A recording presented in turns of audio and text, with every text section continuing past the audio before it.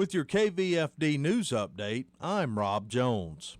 The Chief Justice of the Iowa Supreme Court has passed away. Justice Mark Cady of Fort Dodge suddenly passed Friday after having a heart attack. Cady first came to Fort Dodge in 1979 as a law clerk. He then became a district judge in 1983 and in 1994 began working in the Iowa Court of Appeals. Cady then served in the Iowa Supreme Court beginning in 1998 until his passing. He was selected as Chief Justice in 2011. Many public officials around the state have expressed their sadness at the news and conveyed their condolences. A celebration of life will be held for Mark Cady Wednesday at 10 a.m. in the Knapp Center at Drake University.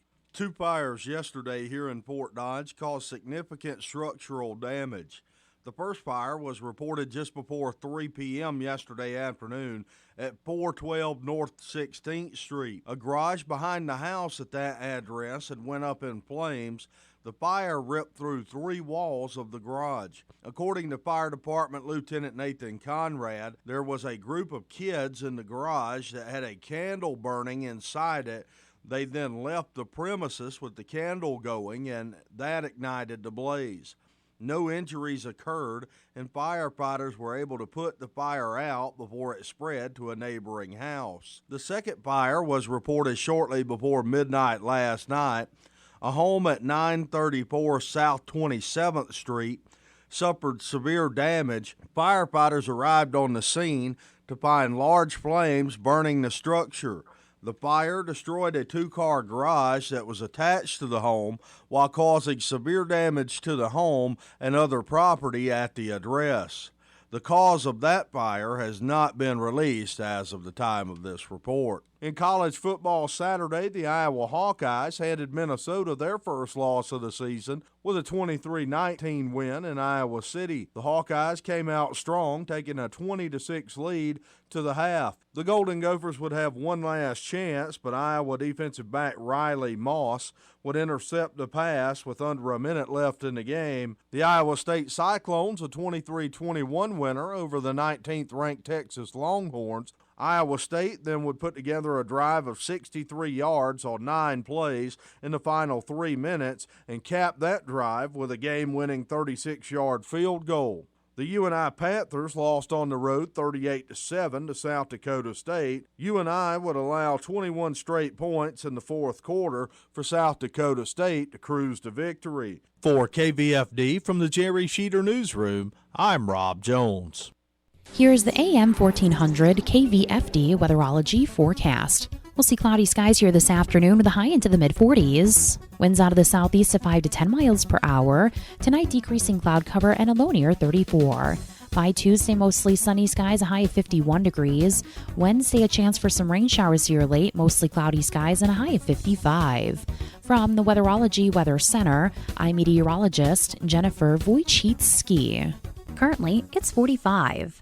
I need results, so I choose the one system I trust to take weeds down and keep them down on even my toughest acres. With the Roundup Ready Extend crop system, I get the proven performance of Roundup Ready 2 Extend soybeans, combined with XtendiMax herbicide with Vapor Grip technology for control of more weeds than any other soybean system. Up to 14 days of soil activity on labeled weeds, and the kind of yield potential that helps keep me in the black, all to deliver my kind of results, season after season. I choose the Roundup Ready Extend crop system. I choose results. See why the Roundup Ready Extend crop system continues to be the #1 soybean system planted by farmers when you visit RoundupReadyExtend.com. XtendiMax is a restricted-use pesticide. Performance may vary. Always read and follow grain marketing and all other stewardship practices and pesticide label directions. Check local regulations for specific requirements in your state. It's coming. Flu season will be here before you know it. Don't let the flu get to you. Go to Daniel Pharmacy now for your flu and pneumonia shots. If you need a prescription filled, remember, Daniel Pharmacy offers you medication services, including medication adherence and synchronization, immunizations, and private consultation. Daniel Pharmacy carries durable medical equipment, including lift chairs, scooters, walkers, and more. Daniel Pharmacy on the corner of 12th and Central Avenue, Fort Dodge. Daniel Pharmacy, caring for you and about you for over 50 years. What's in store this holiday at your local Staples? Hearing, "Aw, you shouldn't have." Without spending more than you should have. Staples is celebrating Black Friday early with huge savings on laptops, printers, and more. Like the Lenovo Flex 6 2-in-1 laptop with Intel Core i5 processor for just $499.99. That's $300 off. So why wait for Black Friday? Staples, there's a whole lot in store this holiday. Ends 12/7/19 while supplies last. Michael Devine, the Doctor of Truth. Does anyone have anything they'd like to confess? That AM 1400 KVFD. Well, I don't know if we're going to confess anything today. That's a little Catholic, and we have a Presbyterian minister in the room with us, so I'm not going to spill my guts to Pastor Austin Hill today, but maybe I will, just to freak him out. Okay, Pastor, everything I'm about to say is the truth. Are you ready? Well, hopefully it's always the truth, right?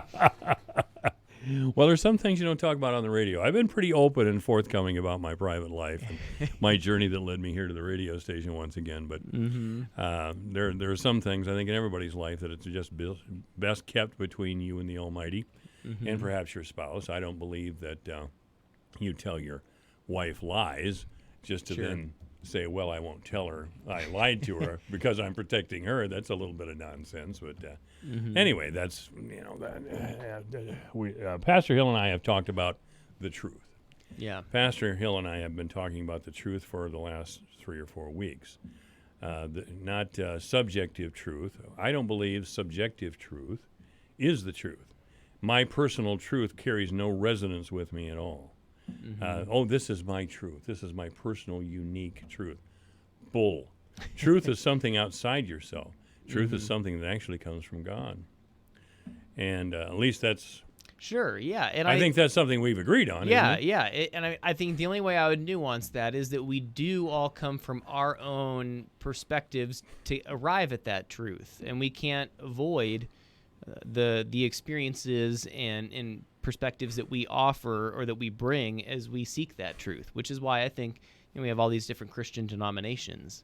And yes, there's some things that are true and there's some things that are not within all these different denominations, but I don't think we'll ever sort out, is it the Eastern Orthodox or the Western Church that got everything figured out. I think sometimes those are just different ways of approaching or experiencing the presence or activity of God. That's right. And in the middle of this discussion, the Chief Justice of the Iowa Supreme Court, Mark Cady, has passed away rather suddenly, 66 years old, which was, I'm older than he is, so I thought that was way too young. Yeah, it's very And sobering. I used to see him when I'd go up on the north side of town. That was his neighborhood, and probably still is. That's probably where his wife probably still is. But I'd see him running well into his 60s, and he looked in top shape for a man his age. So, and I'd see him around town. In fact, I saw him about 3 weeks ago at Menards, him and his wife. That's a cool thing. That was a cool thing about Justice Cady. He lived here among us in this little town, and you'd see him just around town everywhere. He'd be in a coffee shop or wherever, or Menards, And a lot of people would not know who he was, which probably... Yeah, very unassuming. Yeah, and which was probably all right with him, Who wants that? But the Chief Justice left us abruptly, and there's a lot of shock in our community. Justice Cady was controversial during his career, and let me say first, once again, as I've said all these years, that Mark Cady, and I've met him in the past and spoken with him in the past, was a decent man. I vigorously disagreed with his concept of the truth. He equally was convinced that he was representing the truth, if not God's law. And I really I don't know this. I don't want to put this on him or anybody. I don't know what his innermost thoughts were, but I've read a lot about the decision and his thinking about the decision. He was fairly open about it. Yeah. And some recent comments that he made at a summit, the Iowa, Nebraska. I'll look it up. But anyway, his thinking was that the court system especially should protect minorities. And that's a common theme in the judicial branch, by the way, among attorneys. Yeah. And by the way, I'm going to have attorneys the rest of the afternoon. I'll have Janice Valentine at 3, Jerry Schnurr at 3:40, and then Nevin Mulholland will finish it off right at Cool. 4:40. But anyway, what I'm trying to get to is I never thought. I come from a generation where because you disagree vigorously with someone about one thing, doesn't mean that one thing defines the entire person to me, and I would not like to be defined by any one single position I've ever taken in my life. Yeah. So while I disagreed with Justice Cady over the many, many years, I don't come from a time when I would suggest that he was a communist or like crazy people have done in the past, or now you're a socialist, or those things are annoying to me. Well, and I think the hard part about any of this is that all of us faces this question of legacy. What will our legacy be? And I think ultimately when it comes down to it, people outside of maybe our immediate family might remember one thing about us. Now, sure, they might have some other things to think about as well, but I think by and large, people might say, oh, yeah, that guy Austin Hill, he was a blah, blah, blah, or, he was a so-and-so.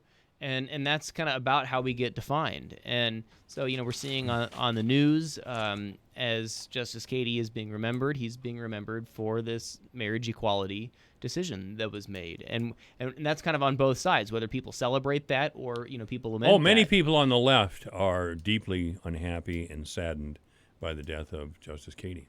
Yeah. Troy Price is the chairman of the Iowa Democratic Party, I believe. And he is a gay man married to another man. And he said, quite frankly, that without Justice Cady, Chief Justice Cady, his marriage wouldn't have been possible. And there's a lot of truth to that. Yeah, and for him, then especially what Justice Cady did with the rest of the members of the Supreme Court in that decision, that had a real, every day for the rest of his life impact. That goes beyond some of the other ways that Mark Cady was known. For example, he was a regular Sunday school teacher at the Presbyterian Church here in Fort Dodge for many years. He alongside Kurt Pittner and others. And so it's really interesting. I've been seeing some stories, and primarily on Facebook, with some adults who were kind of my age who grew up in the congregation here and have moved away, remembering the way that Mark impacted them as a Sunday school teacher or as a positive example here in our local congregation. And so I was a Sunday school teacher for 1 year. I'm sure you can find children who are still traumatized by the experience. It's a difficult calling, and especially to do it on a regular basis. But I think it's an important, it's a necessary calling to raise up the future generation of followers of Jesus. And I think that just demonstrates to me that, of course, we know this, but it's just worth stating again that Mark was so much more than just the work that he did on the Iowa Supreme Court, which was quite a long list of accomplishments in and of itself. We're kind of dancing around it here, though, Pastor. Sure. What we're talking about is two completely different. In fact, this is a test case, and I'm not trying to be insensitive to Justice Cady's family. Okay. Man just passed away on Friday. But beyond this, this is a test case where civil law appears to split from Christian teachings, and Christian teachings are represented as the truth, which I believe them to be. Yeah. So our response as Christians should be what? Get on social media and make hateful, ugly remarks? Well, I will say I've seen that, unfortunately. I don't even want to talk about that. And so I don't think that's the response, and we don't need to dignify that. That is so ugly and ridiculous. Yeah. I hate even to think of it. So we don't want to, kind of add notoriety to that. Yeah, so I don't want to even hear it. But I do think Justice Cady was guided by his Christian ideals, and we were talking even just a little bit before we were coming on the air today about this, and I think Mark was because of his Christian faith saw it as a part of his responsibility was to defend the rights of the minority, or you could say of the oppressed, and certainly Christians would do that. Yeah, and I think that's also pretty fundamental to our understanding of politics in the United States. We have these checks and balances in place so that there isn't mob rule. We aren't just a direct democracy, where if you get the majority vote on anything, then mob rule wins. You're dancing over there. I'm getting my way over there, but I do think that he and others would tell you that it is a heart of the Christian message to defend the minority, to defend those who've been oppressed. Jesus was very much that way. If you look at the people who Jesus loved, probably almost to a T, it was those people who the masses or kind of the religious elites wanted nothing to do with. Look at Zacchaeus, that classic story and that children's song, Zacchaeus was a wee little man and a wee little man was he. Here I am singing on the air. That's great. Yeah. I mean, do you need accompaniment? I can get out a guitar. And, it's that Bible school lesson. But Zacchaeus, he was a tax collector. And the people there, they thought he was rotten to the core. They wanted nothing to do with him. And who of all the people does Jesus spend the day with when he visits that town, probably in modern-day Jericho? But it's Zacchaeus. And that really enraged or frustrated the religious leaders because they're like, well, we're the ones, we've got our lives together. Mm-hmm. We've got all this figured out. Jesus, how come you don't want to spend time with us? Why are you spending time with this tax collector? And the Gospel of Luke especially portrays Jesus as this one who is reaching out to, doing ministry with those who the church of their day, which was the Jewish leadership, was rejecting. So I think in that sense, Justice Cady was living by his Christian convictions. Do you know that? Did you speak to him about these things? Not directly about those issues. I just know that he represents a stream of thought within Christianity of many people who I have spoken with. I didn't know Mark all that well. I've only met him a few times, but I do know that others who have held similar positions to him would give that same kind of argument, and so I'm extrapolating a bit, but I can see that argument and I can follow that in Scripture. Yeah, there is a significant percentage. I don't know how great a percentage among devout Christians that we should put aside the hate the sinner, or rather hate the sin but love the sinner idea, and embrace everyone. Mm-hmm. That was Pastor David Grinberg over at St. Olaf Lutheran Church's idea, that love was the answer for everything. Well, and I would go one step further. Even if one doesn't believe that same-sex marriage is acceptable in God's sight, I think that can be separate from allowing the legal rights that accompany marriage and civil unions in our country. And I think one can still believe that that God views marriage in the traditional way, and also maintain that that we could allow legally for same-sex unions to happen and exist in our country. If something were diametrically opposed to Christian belief and practice, we should be okay with that, or we should stay silent, or we should render unto Caesar what is Caesar's, and under God. It's a recognition that we live in a pluralistic society, and I'm not going to say to someone who has that worldview that they need to change their belief on that, but I also don't think that they need to require that the law coincide with that. Now, this gets fuzzy because then you say, okay, well, what happens if the law says that it's okay to murder people? Because I wouldn't go that far. But people might make that kind of case. Yeah, let's talk a little adultery here, or let's talk about lies, big and small. Mm-hmm. What is accept? Well, yes, he lied. That was the Bill Clinton defense by the Democratic Party back in the late 90s. Yeah. Well, he lied, but it was about sex. It was just about sex, Actually, it was about a cruel dominance of an older, powerful man on a naive and impressionable girl, but never mind what I think. Well, I think we're conflating a few things there. I think it according to our legal system, it is against the law to lie to our legal authorities. To lie under oath. I'm not talking about lying to legal authorities. I'm talking about casual, everyday old lies. Well, I think that's all certainly sinful, but we all know. I mean, you don't go to jail for lying. Is that the standard? No. As I look at the 10 Commandments, I do see something in there about coveting your neighbor's manservant. Now, I'll tell you, that's something I haven't done to this day. Perhaps in the future. Yeah.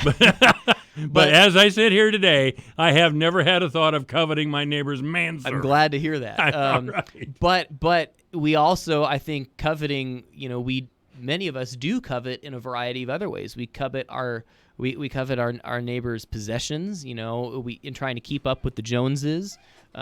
We covet sometimes other people's spouses. So I think we all, to some degree, break the 10 Commandments. And we are imperfect beings. But as you look at the 10 Commandments, as you look at the teachings of Christ, as you look at the Bible, there are some offenses that are clearly greater than others. Maybe greater in consequence, but I think they all are equal in how they separate us from God and maybe can separate us from others. But you're right. Murder has very different consequences than anger. Yet at the same time, Jesus says that when we hold anger in our heart towards someone or hatred in our heart towards someone, that's the same as murder. Now, well, I'm a murderer then. And I think that's a little bit of what Jesus is saying, right? That every one of us needs to take a good, long, hard look at our hearts. And, the minute we start thinking we're better than others, we need to really judge ourselves. That famous, you look at the speck in the other person's eye while we ignore the plank in our own. So there really is something to be said there. But there are different consequences. I can hate you, and that's a very different consequence than if I murder you. That's true, but Pastor, here's the question that we always deal with on this program. How should Christians react to a society that is less Christian all the time? Do we stop speaking the truth? Do we start equivocating what the truth is? No, I don't think so. But I don't think we expect, quote, secular institutions to uphold the same values that we might. Why shouldn't we expect that? Because they don't represent the same values that we do. I mean, Jesus is our ultimate authority. Some of the people who are advocating for these things. I mean, Vice President Biden's a Catholic. Mm-hmm. He was refused communion down in South Carolina, and a lot of Catholics cheered. It was about time. The same thing happened to Senator Ted Kennedy of Massachusetts, an avowed Catholic. He was refused communion in his hometown in Boston over the abortion issue. Yeah. And again, some Catholics applauded that decision. Yeah. Well, I think so. There are a couple things. When you take abortion, that's something that feels maybe less private or individual. And I'm not saying the point I'm trying to get to here is that in the case of Vice President Biden and Senator Kennedy, their branch of Christianity, their denomination, made a forceful statement on their public positions. Yeah. Should other Christian groups do that? I don't think there's anything wrong with doing that. I think that's all right to do that. I think. Yeah, it is, but should they? That's where I was kind of going. Yes, but with a measure of humility. Oh, humility. Oh, God, I hate that. And I guess just humility. I even hate the way that sounds. Okay, go ahead. Yeah. I'm sorry. Well, I think we all do, and I think that's why Jesus, commands it. That there's this cruciform reality to our faith. What I mean by that is, to follow Jesus is the way of the cross.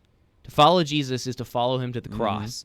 To be willing to die to myself, to die to my own pride, die to my own desires, to die to this sense that I'm right and others are wrong. And I guess, I can look at different times in my own life where I was so concerned about speaking the truth that I forgot to also love people. That's common, by the way. Yeah. You get so rigid in your ideology, you bowl people over and harm them with it. Well, and I'll never forget, just a quick anecdote about this. When I was in 10th grade in a speech class, we had a debate about abortion. And I was so concerned about defending the truth that I made a fellow classmate of mine burst into tears in the middle of 10th grade speech class. What a bully. in order to defend my point. You don't look like a big bad bully to me. Well, I look like a big bad bully. I've thought long and hard about what I did and why I did it then. And to quote Paul in Romans 13, I think on that day I was nothing more than a resounding, clanging gong or a resounding cymbal because I sought truth without love. You sought truth without love? Yeah. That's interesting. I like that. Where did you come up with that? I maybe the Holy Spirit. I guess I just said that right now. Yeah. Wow. Yeah. I'm impressed. All right, Pastor Austin Hill is here. We'll be back. Michael Devine at AM 1400 KVFD. Listen to this. Making radio great again. All right, it's 2:31 at AM 1400 KVFD, the voice of Fort Dodge. Decent day. We're going to have the news and the obituaries coming up in just a couple of minutes as Divine Intervention continues at AM 1400 KVFD.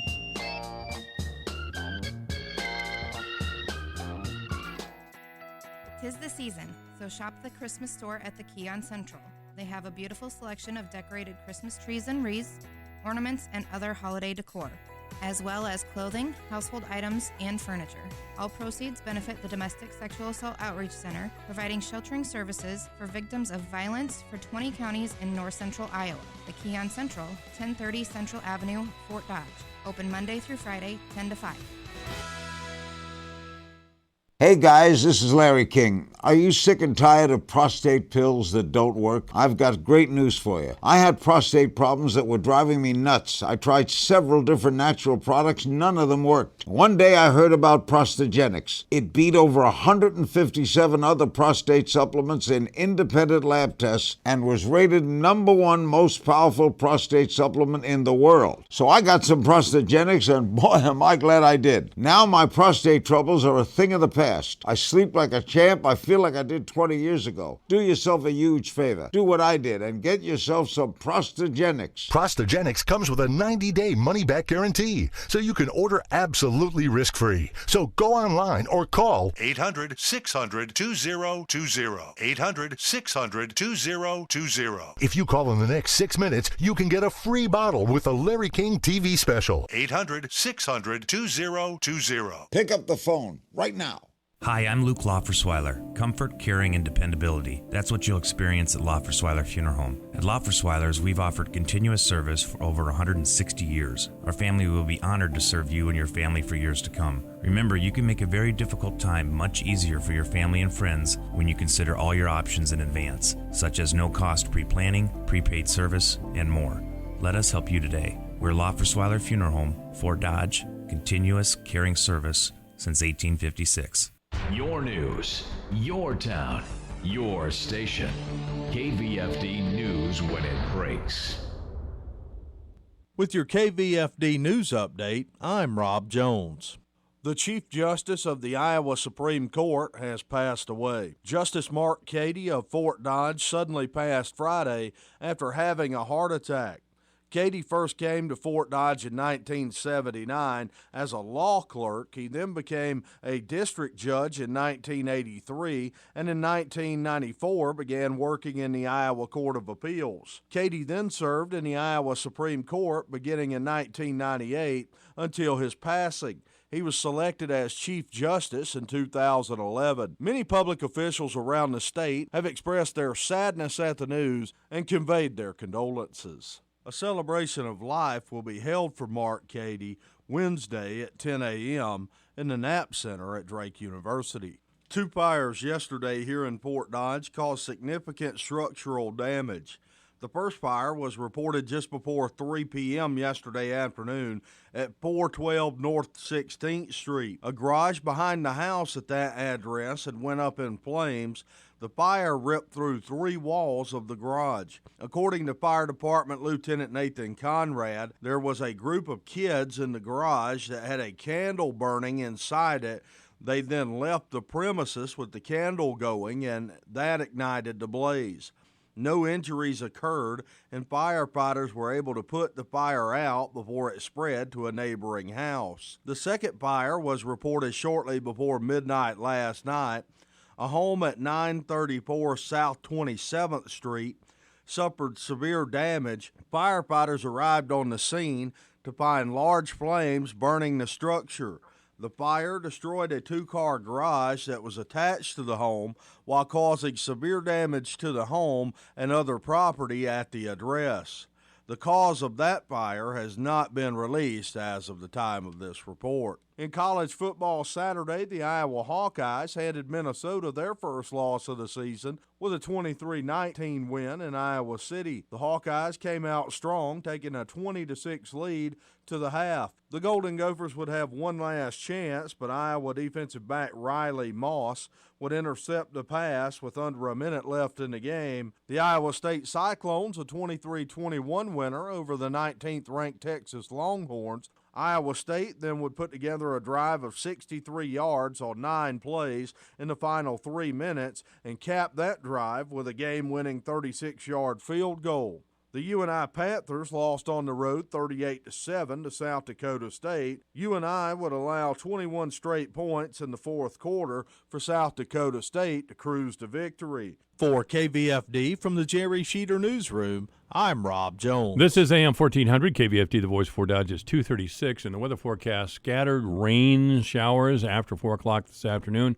Otherwise, mostly cloudy with a high of 47, exactly where we're at right now.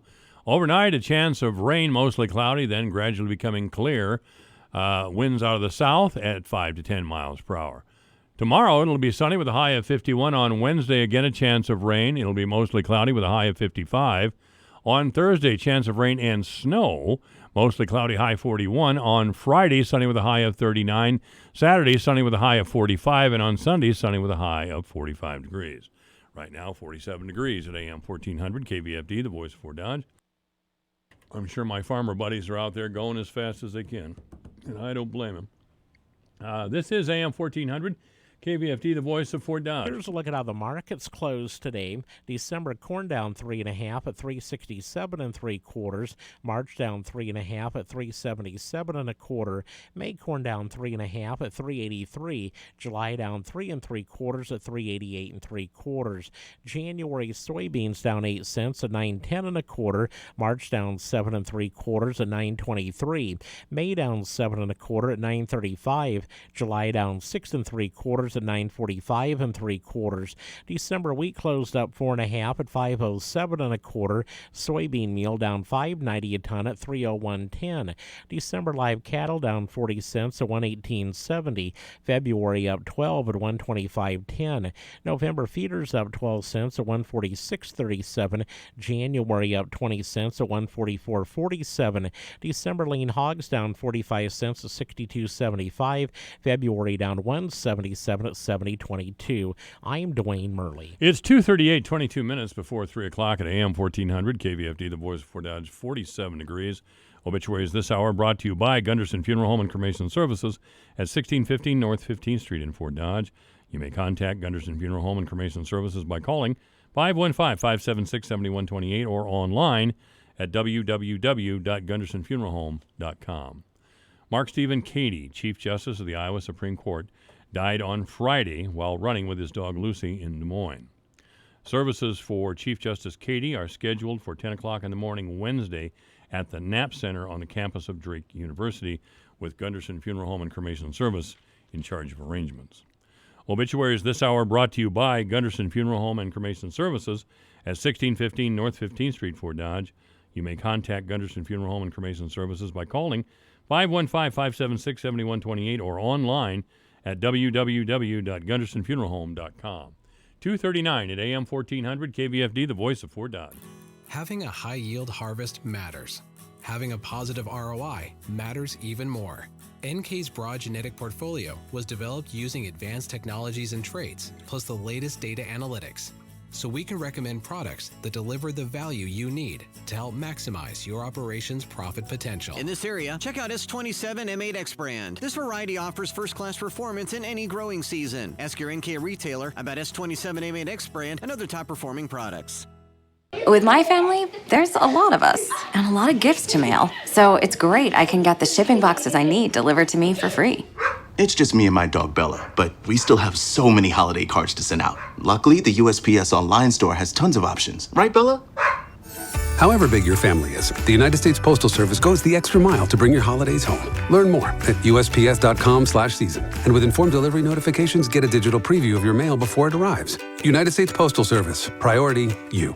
Last year, you helped give hundreds of kids the best Christmas memory they may ever have, a shiny new bike. This year, we hope to bring a smile to even more little faces. Bikes for Tykes is back. We're collecting brand new bikes for less fortunate kids in Webster, Wright, Humboldt, Hamilton, and Pocahontas counties for Christmas. And we need your help again. Can you, your group or organization, or your business provide a bike for a Tyke? Now through December 13th, drop off your new bikes or cash donations at Fort Dodge Ford or here at our studios. All bikes will be displayed in the showroom of Fort Dodge Ford until we distribute them to kids served by Upper Des Moines Opportunity. Bikes for Tykes is sponsored by R&J Material Handling, W&H Co-op, and Fort Dodge Ford Toyota. Help give a child a memory that will last forever. A shiny new bike under the tree on Christmas morning. Bikes for Tykes. It's our Christmas wish at this Alpha Media station. Michael Devine at AM 1400 KVFD. Listen to this. Making radio great again. That's right. We're making radio great again here at AM 1400 KVFD, the voice for Dodge, because it's mainly without me boring. I mean, come on, Pastor Hill. Go ahead, spin up and down the dial and see if there's any non-boring radio stations on the air. There is one, this one. So We're it. We're it. So congratulations on your excellent taste for listening to KVFD. Once again today, and expanding your mind, which is, don't do it with any LSD or anything. That probably wasn't the truth back when I was a teenager, though. Yes, we're going to expand our minds with LSD. Really? I don't know. If you're stupid before you take acid, you're probably stupid when you come out the other end. Well, that is an interesting thing, though, that idea of expanding our minds, and not through drugs, but how do we expand our minds? And I think this is a big responsibility we have in the church. What do you mean by expanding your mind? Well, I think, are we open to learning new things? I think a lot about this. What if the new things that we learn are incompatible with our personal belief system? Well, and I think that's really what I'm hinting at, because we are wired to want to believe things that kind of reinforce what we already know, and that's fine. But then, are we really learning kind of new things if all it's doing is reinforcing what we already know and believe? And I look at both the Old and New Testament, where God's Spirit in both parts of Scripture is leading God's people into kind of uncomfortable new realities. Mm-hmm. And that seems to kind of be the way that God leads us, is out of our comfort zone into to new situations. Think of the Israelites leaving Egypt. Are they new situations, or are they new challenges to our faith? That's the way I have always interpreted the Bible. Mm-hmm. We retain our faith. We hold true to our faith, even when confronted with problems like Nazism or racism. Or any of these other significant problems. We do hold on to our faith, but I would say that we are learning new things about our faith. God is bigger than any one of us can know, and so I would say, hopefully, we should never feel like we have God totally figured out. And I would say no, but do we start negotiating with that idea in mind? What I'm talking about is negotiating with what is clearly a falsehood according to our doctrine. Well, I don't think we negotiate with falsehoods, but I mean, what I mean by that is when I was 18, I thought I had the Christian faith totally figured out. Oh, I know. When you're 18, anything. Everything is figured out, right? Got it. I was also got by you old people? I don't believe it. I was a big jerk then. I thought I knew everything, and well, why can't people just believe like I do, and then we can just move on? And I've just discovered more and more that that's not the case. And I guess being in ministry for 10 years now, which is I know is not all that long, but I've been challenged by people who there would have been times in my life where I would have written those people off. Oh, well, they don't believe this that I believe, or they believe this certain kind of doctrine that I don't believe. And, so I don't need to pay attention to what that person has to say.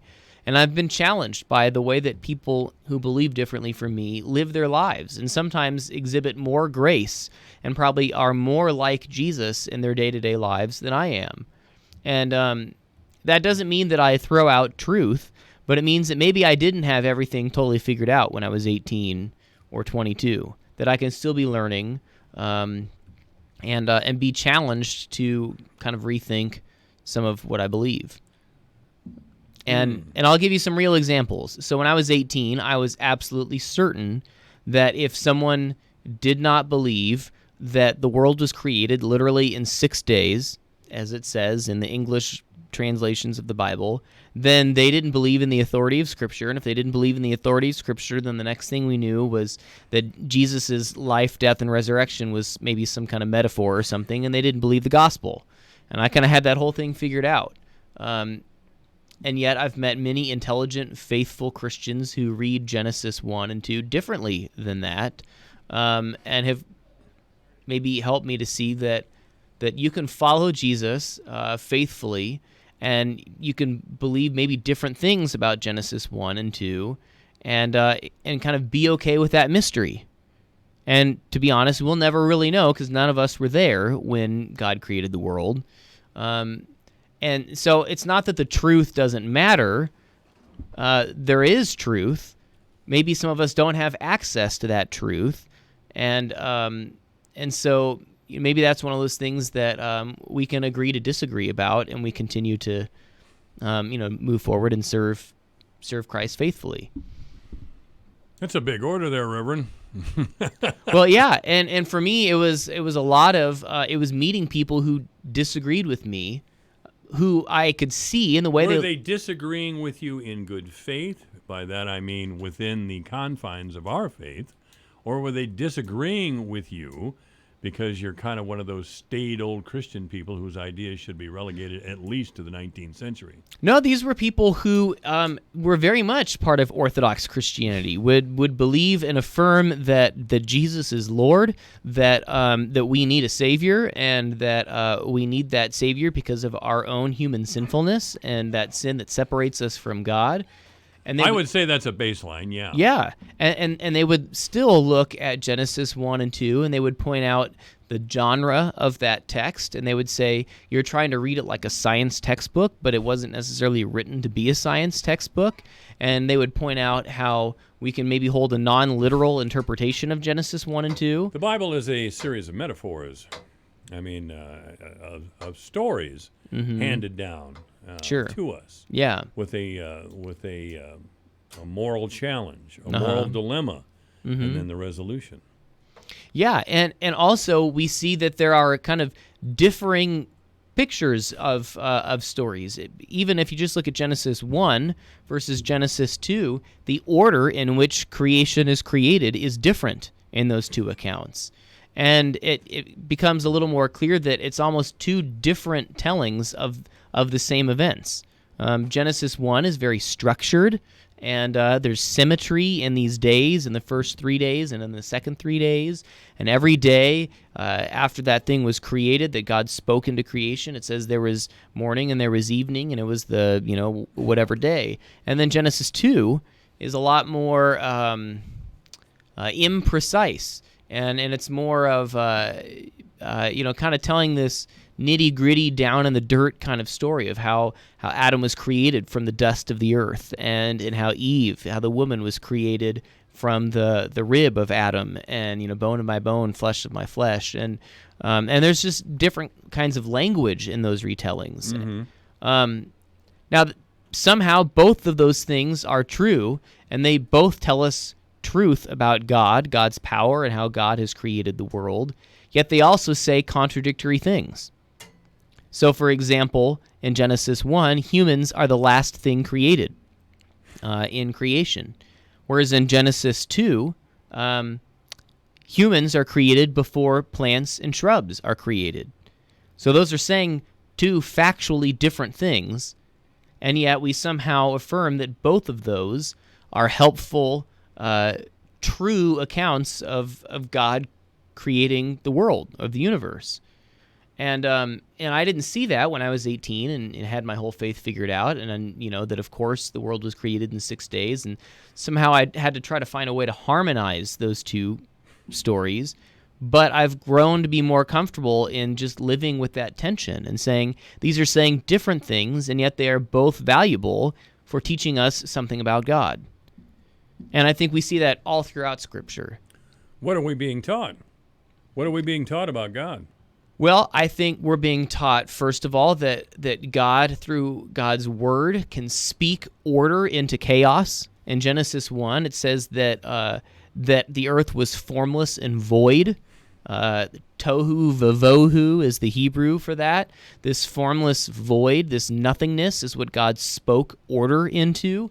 And Genesis 1 is very orderly. And on the first day, God created this. And the second day, God created that. And whereas the second chapter is much more relational.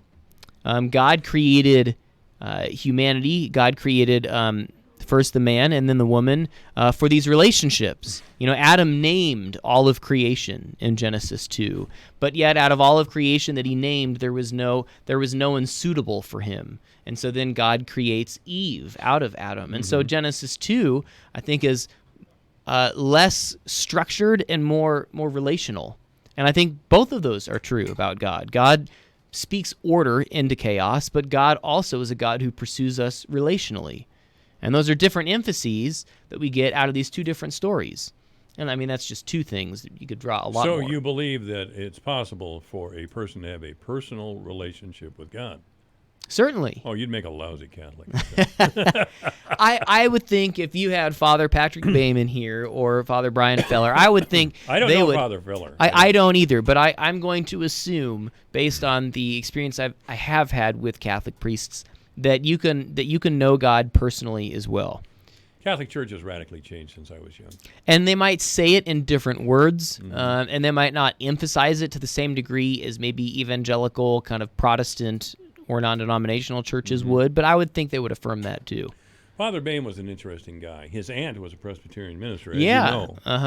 you know. And his command of church history was sweeping. Yes. He had a sweeping command of church history and teaching. Mm-hmm. Very much so. And he could pull out these obscure Catholic saints and philosophers from the first century. Or different councils and what they were talking about and what was significant in those councils. Yeah, gosh, I'm sorry we lost him. In historic moments, I know. And I still don't get that. The bishops just move these guys around. Jeez.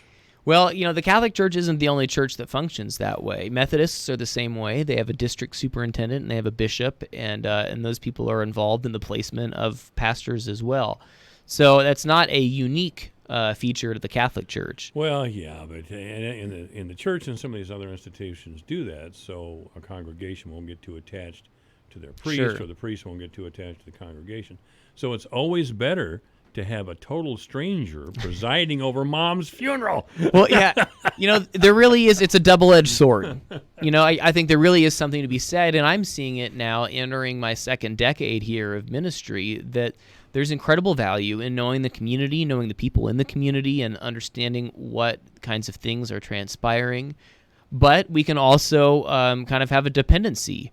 We start to think that the church isn't the church without so-and-so. Or even, I'll speak on from my perspective, we can start to think, well, the church needs me. This ministry can't exist unless I'm involved in it. And that's idolatry. That's idolatry. I was going to say, that must be minister ego or something. Yeah. I don't know. That's idolatry that we have of our pastors. That's idolatry that we pastors have of ourselves, of work. And, I'm too important. The ministry needs me to continue. So there is wisdom in, at the very least, putting practices in place to remind pastors and congregations that ministry happens even without the individual pastors. Well, who's the Pope of the Presbyterian Church now that Pope Feltman has stepped aside? So Ian McMullen, who had been in Nevada at First Presbyterian Church. No, he wasn't in Nevada. I take it back. He was in Maxwell, right next to Nevada. So he got promoted to Cedar Falls? I bet he's doing cartwheels. So he's... I'm out of Maxwell, yes! Well, so he spends a lot of time in the car because he's actually now serving not only North Central Iowa Presbytery, but Prospect Hill Presbytery, which is the gathering of Presbyterian churches to the west of us as well.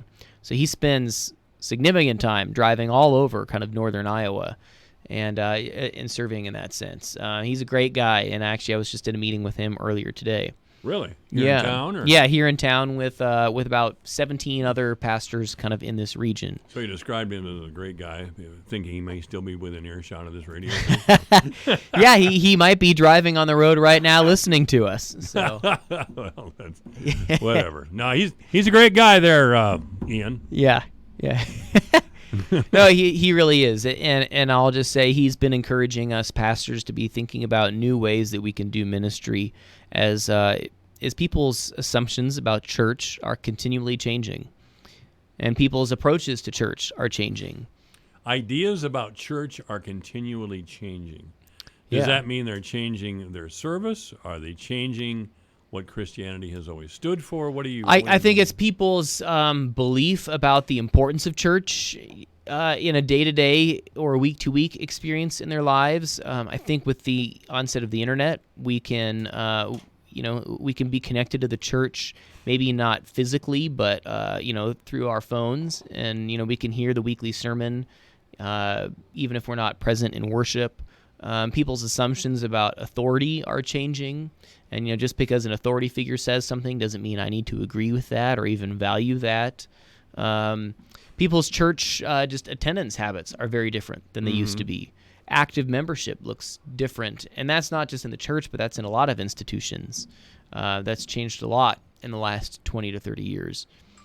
So that active participation in a church is considered, kind of once a month now. Whereas in some cases. Whereas 20 years ago it was 2 to 3 times a month. So easily I would think. So those kinds of things are changing all around us. The way we talk about giving in churches changes. Younger people want to give toward a cause that they feel a passionate connection to, whereas typically older people of older generations give because they see the value in what that institution is doing, and this is my responsibility because I'm a part of this, and so I need to step up and give. So that changes the way we communicate. The way I talk to a 40-year-old about why we should give to the church and the ministry is different than the way I talk to a 70-year-old. And that's ongoing education on my part. The assumptions that I was trained with, the assumptions I have about ministry from people who educated me are no longer the same assumptions as those I'm serving. Well, that could be explained by your maturity, the natural maturity process. Sure. I've been all over with the map on faith. And what I can tell you is I believe. Yeah. End of story. Yeah.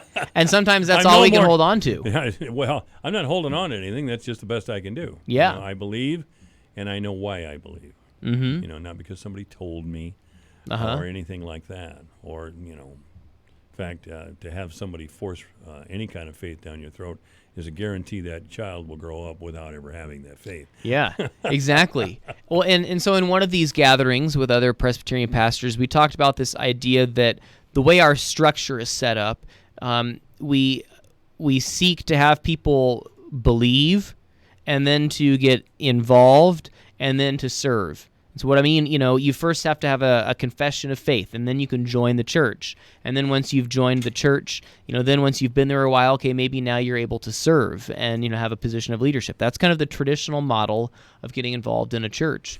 But what we're finding is that people, especially those under 40, they first want to be involved. They want to serve, and maybe as they serve, then they come to some kind of commitment, and okay, well, now that I've been serving here, I see the value of this place, and I want to be more committed. And then maybe as they're committed for some amount of time, then maybe they're able to really profess some kind of belief. And so it seems to almost be the reverse of how our systems are set up to incorporate people within the life of the church. Sure. What sort of volunteering are they, or is it volunteering the right word?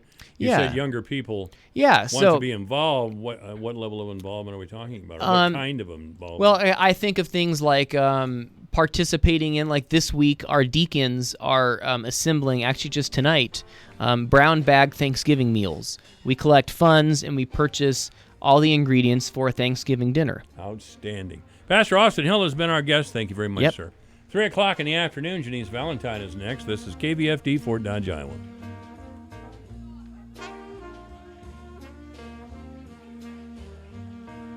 Hi, this is Gary Rima, the voice of the University of Northern Iowa Panthers, and this is the home for Panther Sports, the voice of Fort Dodge, KVFD. Fort Dodge.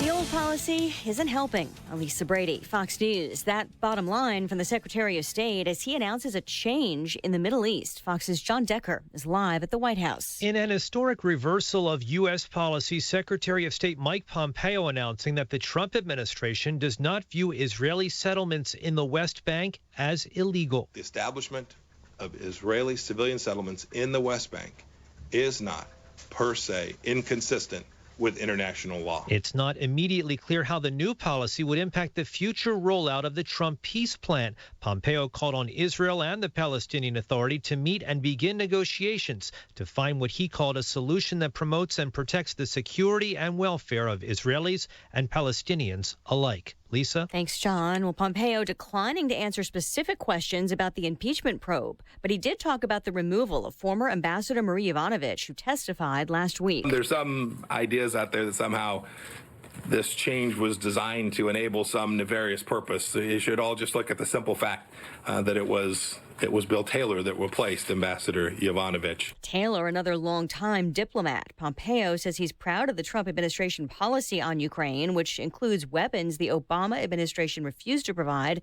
House Democrats say the president wanted Yovanovitch out of the way to pursue a back-channel foreign policy that included investigating the Bidens. 8 witnesses are scheduled to testify at 3 open impeachment hearings this week, beginning tomorrow. Record territory on Wall Street. The Dow up 31 points at the closing bell. The S&P and the Nasdaq also hitting new highs. Fed Chief Jay Powell visiting the White House earlier today to meet with the president, who often criticizes Fed policy. The president called it a cordial meeting. Powell emphasizing that Fed decisions are not based on politics. America is listening. Fox News.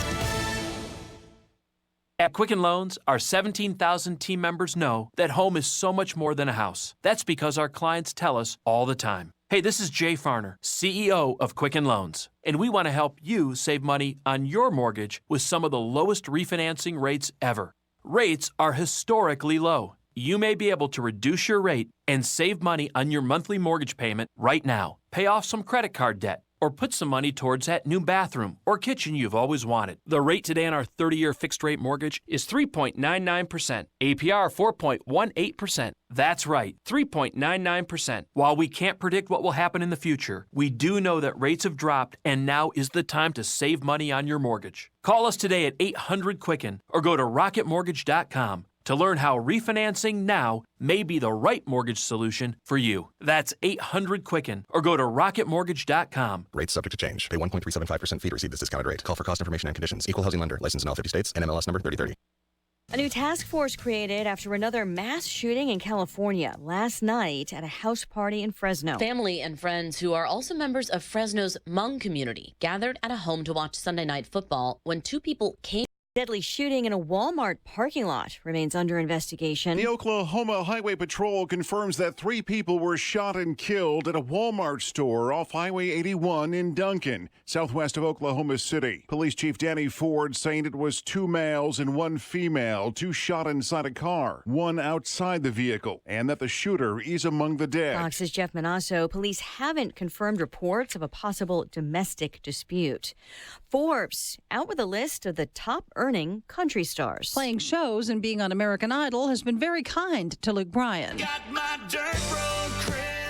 Forbes magazine estimates Bryan earned $42.5 million in the past year, putting him at the top of the list of the highest paid country acts for a second year.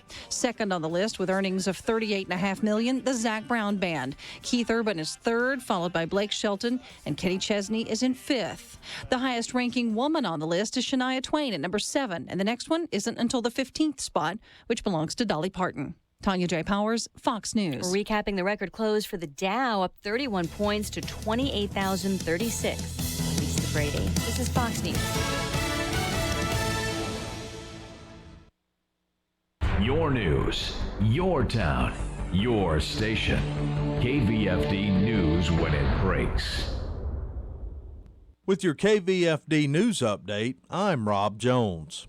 The Chief Justice of the Iowa Supreme Court has passed away. Justice Mark Cady of Fort Dodge suddenly passed Friday after having a heart attack. Cady first came to Fort Dodge in 1979 as a law clerk. He then became a district judge in 1983 and in 1994 began working in the Iowa Court of Appeals. Cady then served in the Iowa Supreme Court beginning in 1998 until his passing. He was selected as Chief Justice in 2011. Many public officials around the state have expressed their sadness at the news and conveyed their condolences. A celebration of life will be held for Mark Cady Wednesday at 10 a.m. in the Knapp Center at Drake University. Two fires yesterday here in Fort Dodge caused significant structural damage. The first fire was reported just before 3 p.m. yesterday afternoon at 412 North 16th Street. A garage behind the house at that address had went up in flames. The fire ripped through 3 walls of the garage. According to Fire Department Lieutenant Nathan Conrad, there was a group of kids in the garage that had a candle burning inside it. They then left the premises with the candle going, and that ignited the blaze. No injuries occurred, and firefighters were able to put the fire out before it spread to a neighboring house. The second fire was reported shortly before midnight last night. A home at 934 South 27th Street suffered severe damage. Firefighters arrived on the scene to find large flames burning the structure. The fire destroyed a 2-car garage that was attached to the home while causing severe damage to the home and other property at the address. The cause of that fire has not been released as of the time of this report. In college football Saturday, the Iowa Hawkeyes handed Minnesota their first loss of the season with a 23-19 win in Iowa City. The Hawkeyes came out strong, taking a 20-6 lead to the half. The Golden Gophers would have one last chance, but Iowa defensive back Riley Moss would intercept the pass with under a minute left in the game. The Iowa State Cyclones, a 23-21 winner over the 19th-ranked Texas Longhorns. Iowa State then would put together a drive of 63 yards on 9 plays in the final 3 minutes and cap that drive with a game-winning 36-yard field goal. The UNI Panthers lost on the road 38-7 to South Dakota State. UNI would allow 21 straight points in the fourth quarter for South Dakota State to cruise to victory. For KVFD from the Jerry Sheeter Newsroom, I'm Rob Jones. Here's the AM 1400 KVFD weatherology forecast. Overcast this afternoon with daytime highs approaching 46. South winds 5 to 10 miles per hour.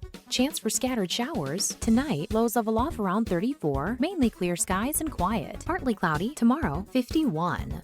Mid-50s Wednesday, low 40s by Thursday. From the Weatherology Weather Center, I'm meteorologist Jennifer Wojcicki. Currently, it's 47. Message and data rates may apply.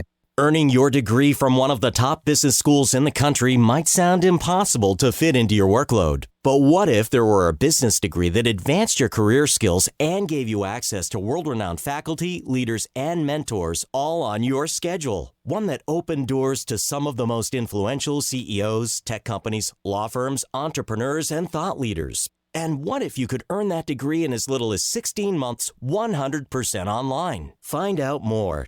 Text DRIVE to 79645. Start on the path to earning your MBA or Business Analytics Master's degree online from the W.P. Carey School of Business at Arizona State University today. Learn more about the graduate programs from the top-ranked W.P. Carey School of Business at Arizona State University, offered 100% online. Text DRIVE to 79645. That's DRIVE to 79645. During this month of thanks, the Domestic Sexual Assault Outreach Center would like to extend special gratitude to our generous communities and the donations that are given. With the support we receive, we are able to continue providing free and confidential services to victims and survivors. including a safe, warm place to stay and caring, compassionate staff to support them in their journey of healing. Thank you again, and happy Thanksgiving from everyone at DSOP. What's in store this holiday at your local Staples? Decking the halls with custom cards and invitations. Staples makes connecting with clients and loved ones easy, with hundreds of holiday templates you can customize and call your own. And right now, get 20% off select custom cards and invitations. Some can even be printed same day. So deck the halls faster and for less this year at Staples, where there's a whole lot in store this holiday. Ends 12/28/19, limit 1. Visit staples.com/holiday cards or store for details. Michael Devine and Janice Valentine, now at AM 1400 KVFD. Wow, that sounds pretty cool, doesn't it? Michael Devine and Janice Valentine. Janice Valentine is here. How are you, Janice? I'm good. How about you, Mike? Well, I'm pretty good myself. Janice Valentine, of course, is a local attorney. She's with Valentine Law Office, PC, practicing primarily in workers' compensation and personal injury. There is no fee for a first consultation. You may contact Janice Valentine at 515-955-5544, 415 the Boston Center, 809 Central Avenue in Fort Dodge, at www.valentinelaw.net or jvalentine@valentinelaw.net. Janice, of course, a regular contributor to the program. She's usually on Friday, but with the death and the passing that stunned us all, really, of Chief Justice Mark Cady, I asked her and others to appear on the program today to discuss Justice Cady and to get a glimpse into the law process and the legal process as far as the Chief Justice is concerned. Was it a benefit, do you think, Janice, to have the Chief Justice of the Iowa Supreme Court living here in Fort Dodge? Well, I think we always feel like we own him, that he's ours, even though that's not true. But I know Mark would extreme pride for his hometown here in Fort Dodge and spoke highly of it anytime I was around him. And I mean, it's not like it's a financial advantage. It doesn't give you an advantage in the law because that's not how the law works. But certainly for those of us that are in the business of law, we always were extra proud to know that one of our own was our chief. Did you know Mark Cady well?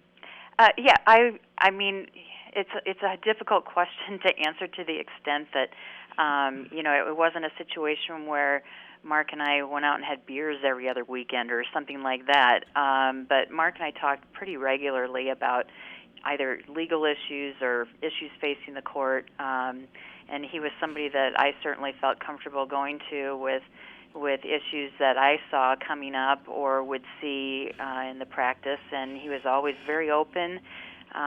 He was just one of those individuals, and I don't know what more can be said about him in one sense because the Messenger has done a wonderful job in covering him, and I know you've been talking with folks as well. But he was just one of those unique individuals where no matter what his rank or station was in life, he never came across to you that way. It was always you were the most important thing going on at that moment, and he was genuinely interested in hearing what you had to say or what you were concerned about. Rightly or wrongly, he's going to be connected to the Varnum decision. But I would like us to set that decision aside just for a moment, or perhaps forever. But what do you think of his career as a justice and Chief Justice? Well, if we're just, I'm going to go back to district court judge days. I had the interesting, whatever you want to call it, my very first day on the job here in Fort Dodge. Actually, it wasn't in Fort Dodge. It was in a courthouse in Hamilton County. And now Chief Justice Cady was the presiding district court judge on that case. And interestingly enough, at the end of the day, the jury found in our client's favor, but then Judge Cady didn't feel that the evidence supported the jury's verdict, and he took it away. Took it away from us. And at the time, that was my first experience with him. I was like, I thought you had it won, and we're doing a victory dance, and he took it away. How did that happen? How did that happen? And guess what? He wrote such a deliberate opinion that, any of his writing was so Loctite And I was doing a lot of the work on the appeal because, of course, we appealed that. And my bosses then at the time said, "Don't get too optimistic about this because when this guy beats you, I mean, you're beaten. And if you win, you're going to keep it. I mean, but that's his writing style, and that's his reputation. And unfortunately for that situation, they were right. I did not get that reversed on appeal. You did not prevail. I did not prevail. But guess what? He wrote a decision such that, even if you lost, you knew why. And it was in a manner in which you could explain it to your client. And he was very good at applying the law, and he locked down that law, and it was really hard to get him ever overturned. In fact, I'd be curious if he was ever overturned. I guess I haven't looked at that to see if he was ever overturned by the appellate courts. But that's an interesting question. Yeah, I don't know why I didn't think of it before. Yeah, he was just one of those individuals, and there are certain district court judges that are just that way. We've been blessed to have a number of them right here in Fort Dodge, but that just have the reputation of not getting overturned because they're that good on the law. And definitely Chief Justice Cady was one of those individuals. I was kind of like, we're not talking about Kurt Wilkie, but I always kind of like Kurt Wilkie's directness. He started as a magistrate about the time I wasn't in the radio business for very long, but he became a magistrate shortly after I got into the radio business here in Fort Dodge. And one of my jobs was to cover magistrate court when then Magistrate Kurt Wilkie was there. And I'll tell you, if somebody was found guilty, they were found guilty. Yeah. And don't argue with me. Yeah, I don't think Judge Wilkie has changed much in that regard. I don't think he has. He's very solid, very direct, very blunt. And, I've spoken to him outside the courtroom, and he's just a friendly, ordinary guy. Yes, and very fair in the courtroom, in and out of the courtroom. He's a very, very fair guy, and a great benefit to our bench, no doubt. Yeah, he has an unerring ear for BS, I have to tell you. I mean, if he's got the best BS detector I think I've ever seen on a judge, and I've seen a lot of it. Wilkie's ears will perk up. He would take that as a compliment. Oh, I hope so. I mean it as a compliment. I certainly do. Is he still on the bench? Yes, he is. Okay. All right. I guess I hadn't heard. He's our chief for this district. I guess I had not heard about any thunderbolts hurled in anyone's direction here in Fort Dodge, but maybe he's got a couple left in him. I don't know. Janice Valentine is our guest here at AM 1400 KVFD, the voice of Fort Dodge. And we're talking about Mark Cady, the passing of Mark Cady, Chief Justice of the Iowa Supreme Court, who lived here in Fort Dodge for many years. It's a tragic irony that he was running in Des Moines with his dog Lucy, which I saw him do several times when I was up in the north end of town. When I assume that's where he and his wife were still living. But I'd see him running. Most with the seasons, it wouldn't make any difference what season it was, but he'd be out running, and he was a year younger than me and seemed to be a lot better shape than I was, which I didn't begrudge him at all. But the fact that a man who took care of himself that well, was so conscientious about his health, could die this way is a shock, I think, to everybody, for a variety of reasons.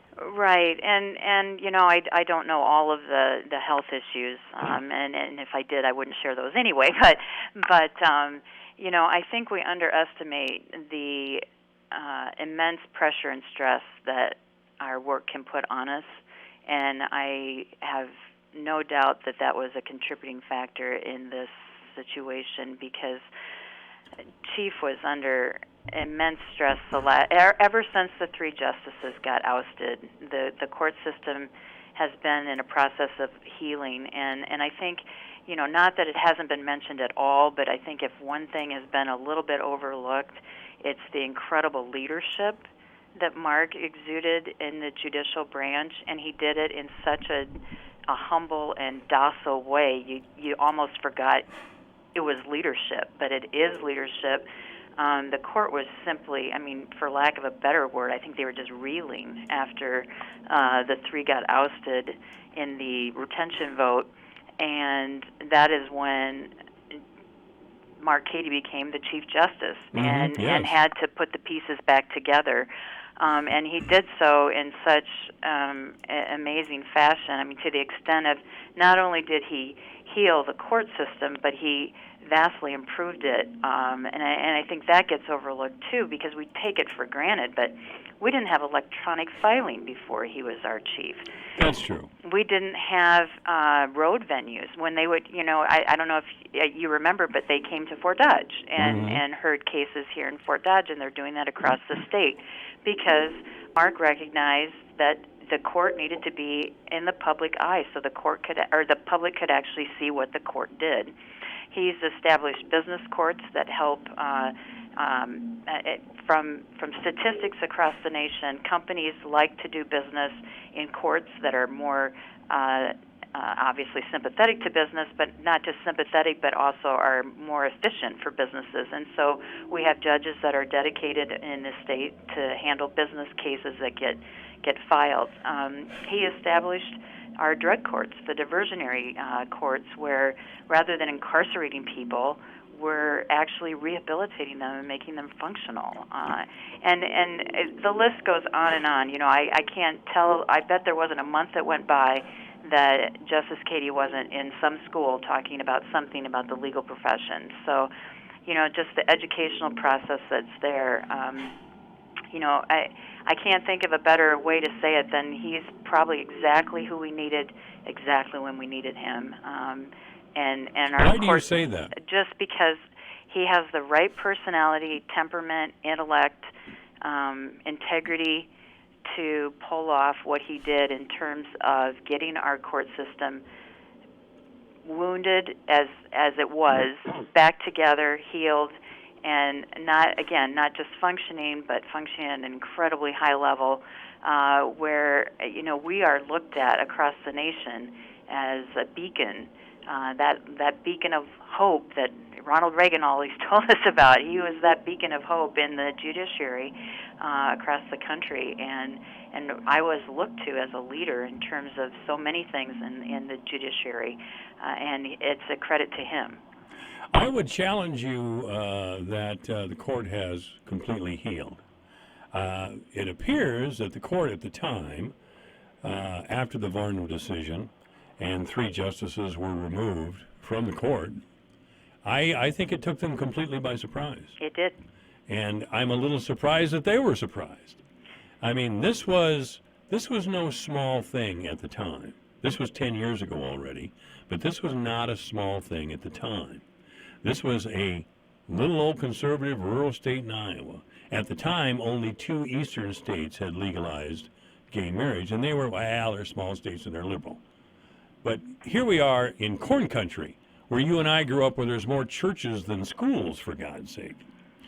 And the Supreme Court of the state of Iowa rules in favor of a gay couple seeking to be married. And by the way, I would bring up once again that in 1974, 2 Iowa City men petitioned the court, and the court dismissed it out of hand as ludicrous. Fast forward to 2009, and gay marriage becomes legal. Now, I remember going to legislative forums all over the state because I was keeping an eye on this pretty close then. And I went to exit issues in different counties, different towns, as far as I could drive in some cases. And every single one of those legislative sessions erupted at some point over the Varnum decision.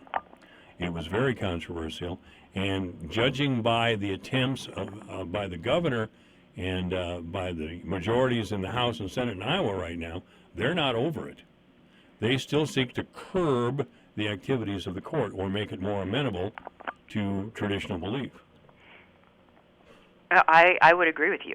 There's no doubt about that. I guess my focus was more on the court itself, just getting back up on its bootstraps and moving forward and functioning. And keep in mind, long before Varnum, there's always been this, for whatever reason, some divisiveness between the legislative and the judicial branch in terms of funding, in just, a myriad of issues. There's just always been some tension there, and that predates Varnum, but I think Varnum obviously escalated that to the extent that some legislators saw fit to hold the purse strings to punish. What I would say to you, punish them for following the law. We don't need to rehash that. I'm not looking to rehash it yeah. at all. But these battles are going on today. Liberals in the United States Congress right now want to reconfigure the U.S. Supreme Court. They want to do it either by court packing or removing Brett Kavanaugh, or maybe some others who they don't agree with. So the court is back on its heels a little bit, if you ask me. And that's not really good. As someone who's been bashing the court for a long time, that's not really good. Yeah, I'm with you. I always kind of like it when it's a split. There's nothing wrong with a split court, or at least a chance at a split court. And we'll see how moving forward it looks. It's going to be interesting here in Iowa. I think we've put some very skilled people on the bench. What they do with that, I guess, is kind of a work in progress. But I would share that I don't think you would find a leader that was more invested in making sure that the bench was fair and impartial than Chief Justice Cady. I know that was his total obsession, was making sure that things were as fair and impartial to anyone that appeared in that court. I would, Laura Bellin is someone I know. She's an excellent reporter. She's an online reporter. She runs a site called Bleeding Heartland. I've had Laura on the phone here on air several times. She's very bright. She's her information is so sourced. I've never seen anyone who is more open and transparent about the sources of their information than Laura Bellin. But I have posted on my Facebook page, both my personal Facebook page and AM 1400 KVFD, some remarks that Chief Justice Cady made at the Iowa Summit on Justice and Disparities in Ankeny last October the 15th. If you want a window into what Justice Cady thought about the court and his job in the court, this is excellent. There's a 15-minute recording of his actual speech, and there's further writings of his on this site, and Laura Bellin promises even more as time goes on. Let's say that the Chief Justice's view was grounded in what he believed and what you've said was fairness. Now, I also detect very strong activism, judicial activism, in his view of the court. Others may not. Yeah, But I invite you to that site anyway. Yes, and I think what you're referring to, I think this is an address he did on implicit bias. Yes. Which I have heard that presentation live 4 times now. He's just because I happen to be at various seminars where he's presented on it, and you'd think I'd be done after the second time. No, I'm still captivated the 4th time listening to him talk about this. But it was a passion of his, and I can assure you that at least a few of the judges across the state, because they all had to go to implicit bias training, were probably a little put off by somebody, because initially when somebody says implicit bias, I think people immediately go to the word racist or bigot, and that is not, it couldn't be farther from the truth. Implicit bias is just recognizing that all of us have inherent experiences that make us feel certain ways about certain things, and we all have them. That doesn't make us racist. In fact, we may internally feel very differently than what we say out loud, and that's the whole point of implicit bias. But now that it's kind of taken time to soak in, I think the judges have really bought into the fact that we do need to be very cognizant of how we feel about the person sitting in front of us, and that we are going to make a judgment about. And I think bringing that to the forefront highlights Chief Justice Cady's desire to make sure that the courtroom is as fair and as impartial as it possibly can be with human beings running it. Yes, with human beings running it. That's true. That is true. We're not robots, but yes, with human beings running it, and to try and curb implicit bias to the extent that that's possible, to again assure a fair shake to anyone that's in front of a judge. Well, when we say implicit bias, it sounds like something only white people have. Oh, no. Yeah, I know. Everybody has it. Everyone has that. Everyone has it. And it could be about old people. It could be about fat people. It could be about blondes. Usually they're with that old and fat stuff now. No, but, it could be, and I think this has gone away, but when I first came to town, I got a sense that there was this thing about north versus south town in this community. Yeah, north side versus south side. Whether you were northerner or southern, and I thought, you were all, gosh, this isn't that big of a town. It's just Fort Dodge. But, there can be implicit bias that way. And so I think just making people aware of it makes a big difference. I have a friend of yours in the room, Jerry Schnurr. Oh, wow, Jerry. Yeah, there's your microphone right there, Jerry. Jerry just got in here. Howdy. Hi, Jerry. How are you? Well, I'm wonderful. How about you? Great. Now, when we were just talking about Mark Cady, of course, and I recall out at the Fort Dodge Middle School a few years ago, there was a court case held in the auditorium of the middle school. Yes. And you and Janice were part of the lesson, I guess. I don't know if it was only. It was an actual case, but it was illustrative, I think, in intent. No, it was a real case. Yeah. There were two real cases that were argued that night. Janice and I don't know if you'd call us MCs or introducers. How about just coordinators? Coordinators, there we go, yeah. So, and that was part of Justice Cady's plan to help make the court more transparent, help people understand the role of the court and what really happens when we have a hearing in front of the court and what the court really does on a day-to-day basis. So that was a real case, a real argument, real lawyers that were arguing the case on behalf of their clients. So. My hat's off to you guys for doing that kind of work, because this really looked boring to me. What do you think, Janice? Well, and actually the one case I thought was pretty fascinating. I don't work in this area, but it was about whether a juvenile can be given life in prison, basically. Yes, that's right. I do remember that. Yeah. Right. Yeah, that was that was a decision a little controversial that Chief Justice Cady led the court to, or maybe he didn't lead the court to, but he certainly joined the majority opinion. That I certainly agreed with. You can't throw some 16-year-old kid in prison for life. I mean, granted, there have been some gruesome crimes committed out there by very, very young people. But I just do not agree with life in prison, or certainly not the death penalty, for God's sake. But for a number of reasons. But that's a conversation for another time. Janice, thank you for being on. Thank you. And we're going to talk with Uncle Jer here. But, all right. Thanks. You have a good time. You too. All right, this is AM 1400, KVFD, the voice of Fort Dodge 332. Hey, I'm Andy. If you don't know me, it's probably because I'm not famous. But I did start a men's grooming company called Harry's.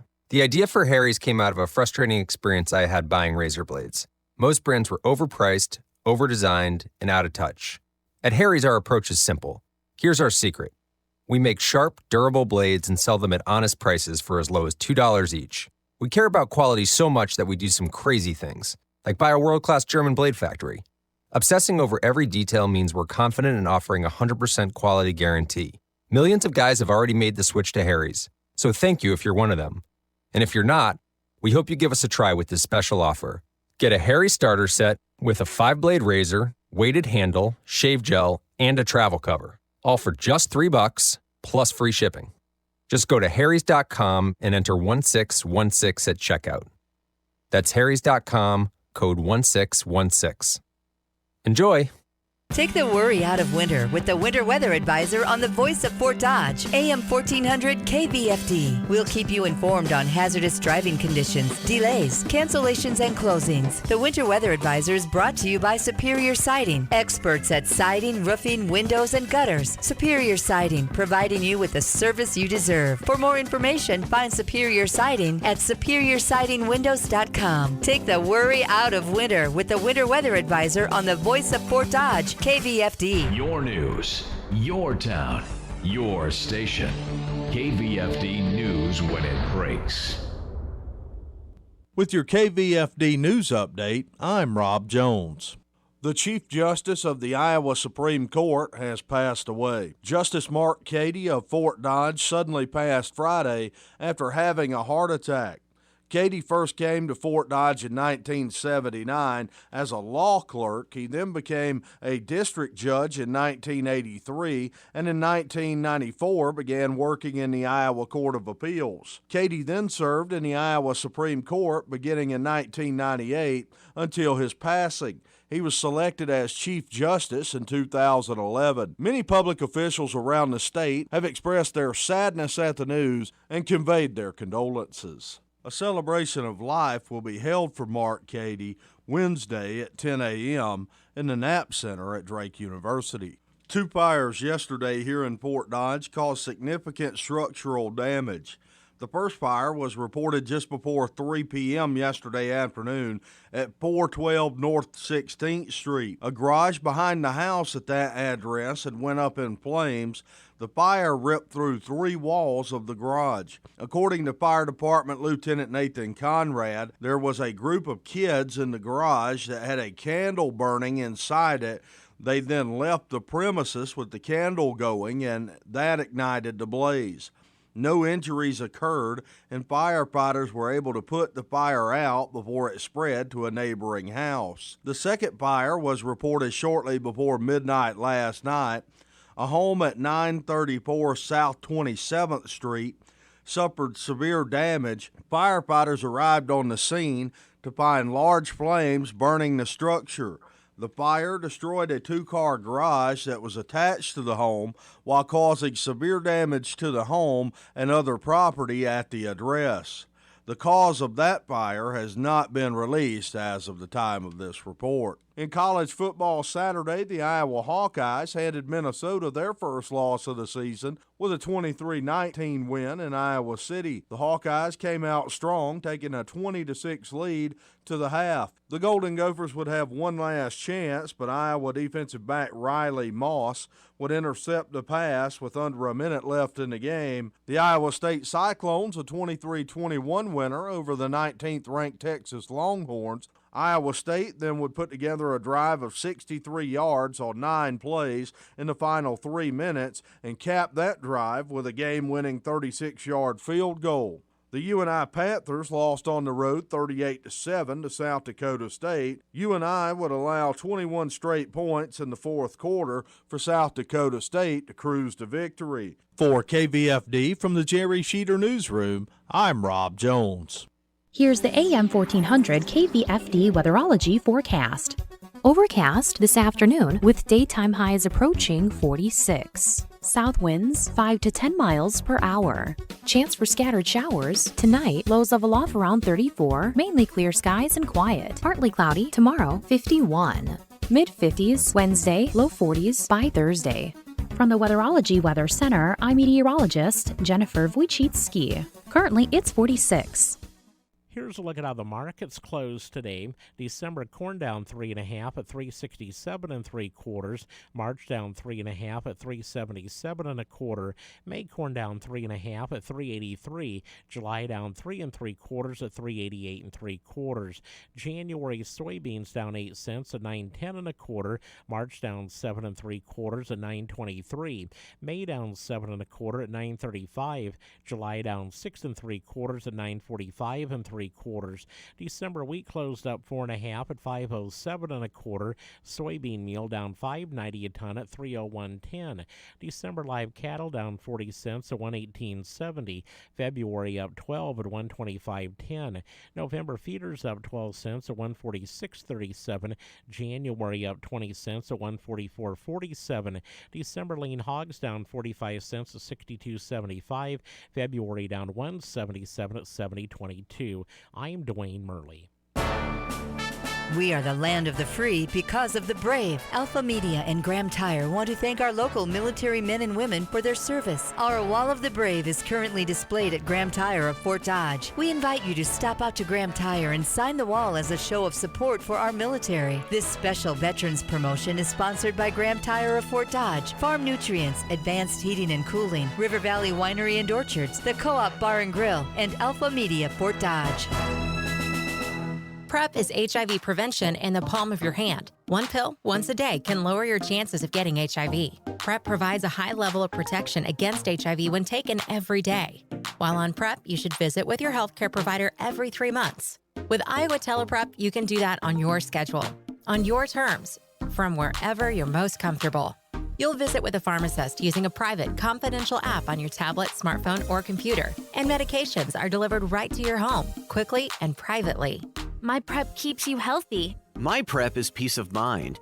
My PrEP is safe, easy, and delivered. It's accessible, and it's confidential. My PrEP is affordable. It's freedom. My PrEP is responsible. Iowa TelePrep is here for you. PrEP, HIV prevention in the palm of your hand. One pill, once a day to lower your chances of getting HIV. For more information about PrEP and how to get started with Iowa TelePrep, go to prepiowa.org. That's prepiowa.org. Michael Devine at AM 1400 KVFD. Listen to this. Making radio great again. Okay, this is AM 1400 KVFD, the voice of Fort Dodge. I'm Michael Devine. You ever going to tell the truth, make it matter, and never be boring. I'm delighted to welcome back to our radio station after a long hiatus, Jerry Schnurr. How are you, Jerry? I'm doing great, Mike. How are you? Well, I'm doing just terrific. Jerry was on this show regularly for 10 years until I finally burned him out. We had too much fun. We just had too much fun, and I think I got in the afternoon shift. I think it got difficult for Jerry to take some time in the middle of his day. And of course, I probably did burn you out a little bit there, Yeah, Jerry. I don't think so. We had a good time. I think we did. We did. After you left, I thought, doggone it, I should have really given him a heads up about what we're going to talk about, and just instead of just springing it on him at the last minute. But I got lazy, I guess. But anyway, that's neither here nor there. Jerry Schnurr, of course, is an attorney here in town of long standing, and we are reflecting on the life of Chief Justice Mark Cady, who shocked the community and the state by passing last Friday. I was just talking with Janice, your friend, another attorney here in town, and Nevin Mulholland will be in a little bit later this afternoon as well. But the man looked like he was in great shape to me. I saw him and his wife. I didn't speak with him, but I saw him and his wife at Menards about 3 weeks ago. You know, he looked great. He was in good shape. He took care of himself.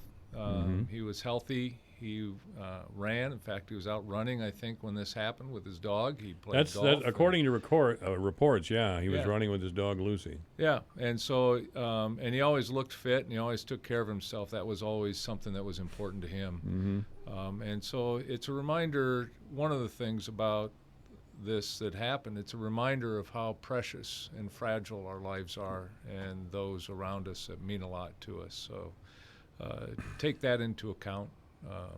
Let people know how you feel about them. That's like the old James Taylor song, let them know how you feel. I think that's 100% correct. Yeah. I know when my wife died of cancer at the age of 44, yeah. I took special pain to go around all my old friends. Some of them had moved away, and I'd call them on the phone. Yep. And I just want to let you know that how much you meant to me over the years. Yeah. Some of them thought I was crazier than hell, but it was something I needed to do. Well, it was when these things are unexpected and can happen at any time, and it's with Mark, it's a real tragedy for so many people and for the state, for our court system. So make sure to keep those close to you close and let them know how you feel. By the way, I don't want to associate Jerry with my remarks at all, but I haven't said it yet, and I should have said it. Those of you who are on social media making repulsive comments about the life of Chief Justice Cady, do not associate me with any of your ugly remarks, and don't contact with me with any of your ugly remarks, or I will hunt you down. Okay? I will find you and be in your face. A man has passed, a man who left a lasting legacy on our state, and who was a good, solid citizen of our town. He really was. And such a man needs to be paid attention to, whether you agreed with him or not. Absolutely. He would listen to anybody, whether you agreed with him or not. He treated everybody with honor and dignity. It didn't matter if you thought he was right or wrong. And so he's a good example for treating people that way. One thing to remember is a man of his ability chose early on in his life to be a public servant and to serve the people of the state of Iowa by being a judge. And from the time he put on the black robe back in the 80s until his death, his number one goal and number one aim was to serve Iowans. And 29 years old when he became a district court judge. Yeah, it's 29. remarkable. And a gifted judge. He really was a special judge. He treated, I appeared in front of him, everybody that appeared in front of him, regardless of the case, regardless of how contentious the issues might be, he was a signal of calm and deliberate decision making, and did not let the emotions get into the way of doing what's right, what he thought was right, and that was always his goal, is to do what he thought was right under the law. Did you know him at a personal level? A little bit, yes, I did get to know him. He had a son, Spencer, and my oldest son, Will, were the same age. And they grew up together from the time they were very young in Little League baseball and football and soccer and basketball. And so I got to know him through those connections a lot. And he's, from there, his family and his children and grandchildren were always so important to him. Even now, I'd see him at meetings or in Des Moines or at various events, and we'd always go back to our kids and ask. He'd ask about Will. He always showed an interest in Will and our kids. And Will was a wrestler, wasn't he? Ben was a wrestler. Ben was a wrestler. I'm sorry. Yep. Will was a football player, and ended up being an actor and musician. And he's out in New York doing that kind of stuff now. But he always asked about Will, and when you'd ask him about Spencer and Spencer's family and Kelsey and her family, his daughter's family, he'd just light up, and he has this smile that goes kind of ear to ear, and you could tell how he felt and how much he loved his children and grandchildren and Becky, of course. So that was always a real important part of his life. While the law was important, the courts were important, his family and the personal relationships and kids were important to him. Well, I've been thinking about that.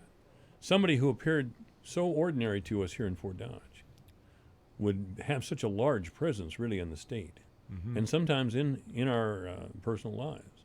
Yeah. But he wasn't someone who was flamboyant, at least it didn't appear to me. I haven't had that many interactions with him over the many years I've known him, or I've known who he is. But he was always friendly to me, and in later years when I became critical of the court, he was at least respectful. Yeah, he had this humble dignity. And I was talking to somebody today about him, and we had some other business to take care of, and they had a friend that was a teacher in Des Moines, a 5th grade teacher, and their class was on a tour of the Supreme Court building. And they were taking the kids through the Supreme Court building, and they said the chief was walking through and saw the kids, and he stopped, and he started talking to the kids and asking them questions and telling them about the court. And the teacher, it really struck the teacher, because the teacher said, many people in a position like his would have been so busy and so focused on their task at hand and their work that they would have just walked right past the kids. But he took the time out of his schedule to stop and talk to the kids and relate to the kids. You mentioned earlier we talked about the time he came to Fort Dodge, and that was one of the things he started, was taking what we call taking the court on the road. And when they do that, they not only have the hearing so people can come and see what the court does, but then they go out in the classrooms the next day. The justices all go out and into a school where they can talk to the kids about the court system, about the Constitution, so that there's a better understanding of the role the courts play in our government. Why do you think he did that? I think he did that because I think that was partly in response to the reaction from the Varnum decision. And Janice and I talked about that. Yeah. It obviously took the court by surprise. Yeah. That 3 justices would be voted off, and there would be a strong antipathy to the court itself. Yeah. I think that shook them down there, and I don't think they saw it coming. Right, and I think you're right. And I think that there's been, I don't know, a diminishment or what the right word would be, but we don't have as much civics educations in our school system, it doesn't seem like anymore. And so That's a tragedy. Yes. And so I think he wanted to get out and help address that and talk to the kids, talk to the public so that they have a real understanding of what the court does. And instead of stories that people hear. And so I think that was the main reason for doing that, just so that there's more transparency, there's more public understanding of what the court does and how the court works and how the hearings work and what's involved in the process, so that people just have a better understanding of what it is. Adequate civics education when I was probably in, I don't know, 6th, 7th grade, made me proud to be an American at the time. These are your rights. This is your country. Right. And you're a free person. And these are the guarantees that we have. Yeah. And that makes us exceptional in the world and in history. Well, and I think it does. I think you're right. Absolutely right. And on top of that, it's this idea of the rule of law, where we are a country of laws and not a country of people, where nobody is above the law. The Constitution and the laws limit authority of those in power, and that's the idea of that. And certain people have rights, and certain rights, and to understand what those rights are and how to protect those rights is very important. But also to understand this, the idea of checks and balances set up in our state and federal constitution, and to understand the checks and balances, we really need to have a good understanding of the role each branch plays in our government and in our governing. So I think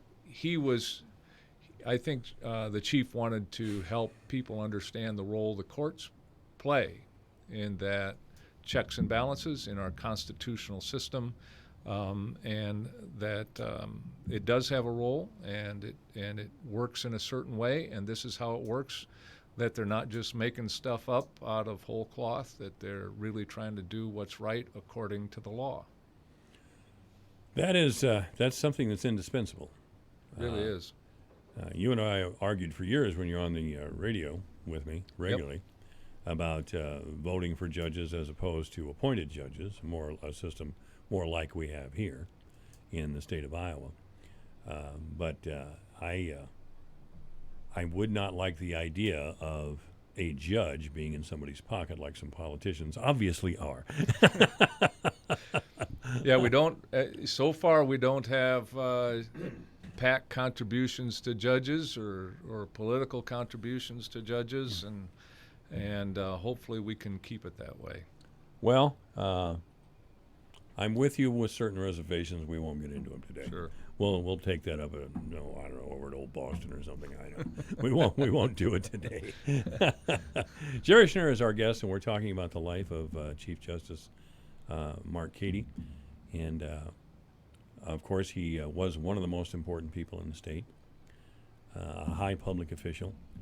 But from everybody that I've talked to about Justice Cady since his passing, they recalled personal stories like you just did a few minutes ago, with his kids being roughly the same age as yours and wanting to know about what was happening with your children. That's stuff that we do in everyday small town life, perhaps everywhere in the country, in any city, big or small. Yeah. You know, he wasn't all about the decisions on the Supreme Court. Mm-hmm. You know, he was a man who lived here in town and who loved his wife and children. Yeah. And chose to live here with us. Yeah. It would have probably been easier to live in Des Moines, especially after he got on the court, on the Supreme Court. Absolutely. But he chose to stay here for whatever reason. Yep. Yeah, he was somebody that always liked Fort Dodge and always had an affection for the city of Fort Dodge and wanted to see Fort Dodge prosper, and would get excited about the positive things going on in town. He did make that choice and that decision, and that was important to him, because it probably would have been easier for him, especially when he became Chief Justice, yeah, to move to Des Moines and live there full time. But he decided to keep his home here and stay here. He had an office still in the courthouse on Central Avenue, and that's where his main office was. And so, we're going to miss his presence around here, because you could walk into the courtroom or the courthouse and run into him just walking through the hallways. You might go in there to renew your driver's license, get your driver's tags, and Hy-Vee. He'd be in the aisle at Hy-Vee. That's right, yeah. And so it's pretty remarkable to see the Chief Justice of the Iowa Supreme Court and be able to see him at Hy-Vee or at church or in the courthouse or out at the Harlan Rogers or at Dodger Stadium. Yes, all those the game. places. Yeah, so it's hard, and I understand some people around the state or the country just see him as a Chief Justice, and here's this picture of him, and you see some of his decisions or his positions, and he becomes almost a caricature of what a human being is. Yeah. But we knew better here in Fort Dodge, because he was always here. Yeah. He was always among us doing the things that we did every single day. That's right. Yeah, yeah. Grocery shopping, going to sporting events, all this. Yeah. It really has a way of humanizing somebody. Thank you. That was a word I was looking for, but I didn't. I couldn't find it for some reason. Yeah, and I think it's important to remember that with all of our leaders, that for the most part, most of them do a lot of the same things. They, many will go to, you'll see in grocery stores. I had a friend of mine mention they saw the governor once out doing some Christmas shopping or something at Kohl's down in Des Moines or something like that, or they see Senator Ernst out at an event or a local event somewhere, and they don't have necessarily an entourage with them. Or no, Chuck Grassley's a farmer from Iowa. Yeah, and so I bumped into Chuck Grassley at the State Fair. He was walking down the Grand Avenue, Grand Concourse, I guess. Yep. Yep, I remember seeing Judge Dave O'Brien. He was a federal judge over in Sioux City, and I remember seeing him at Arnold's Park with his grandchildren, and just looked like, if you didn't know who he was just a guy with he was just a grandpa taking his kids on the merry-go-round, So, probably worked for him too. Yep. So he was. It's very interesting to see that,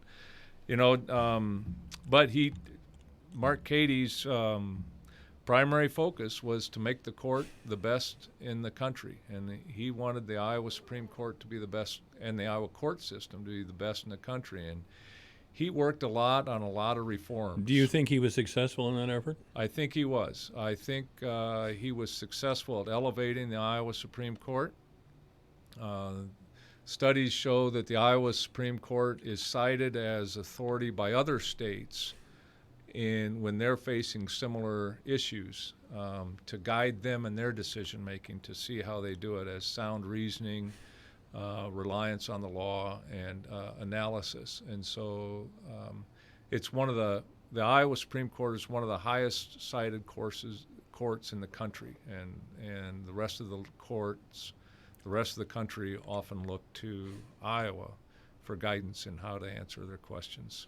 Jerry, it's great to see you again. Nice to great see to you talk again, with Mike. you. I haven't talked with you in a long time. I don't know when you retired from your radio work. It was probably a year ago already.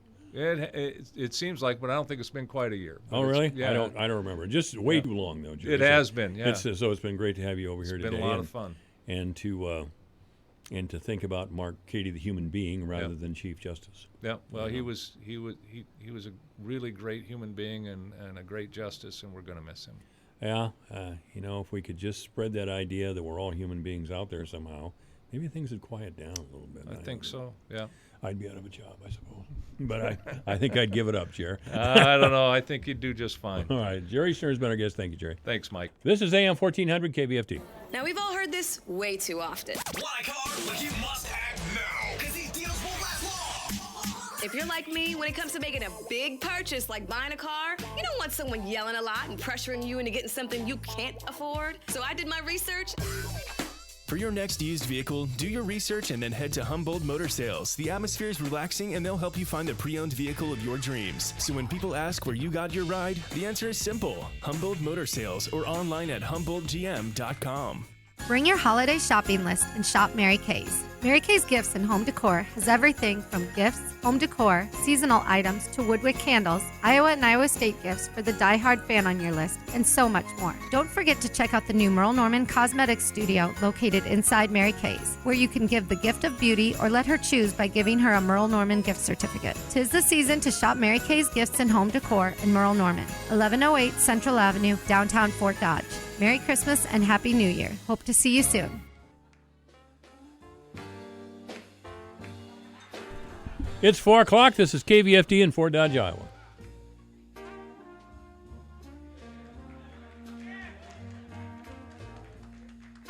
If you're into cars or just want to learn a thing or two, tune in every Saturday afternoon from 2 till 4 for the Under the Hood Car Show on AM 1400 KVFD, Fort Dodge.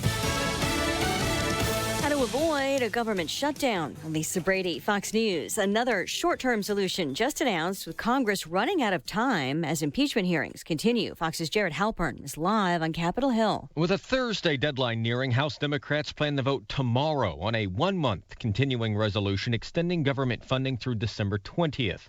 In addition to the funding extension, the legislation also provides additional funding for the 2020 census and includes a 3% military pay raise. Senate Majority Leader Mitch McConnell says President Trump will sign a clean CR.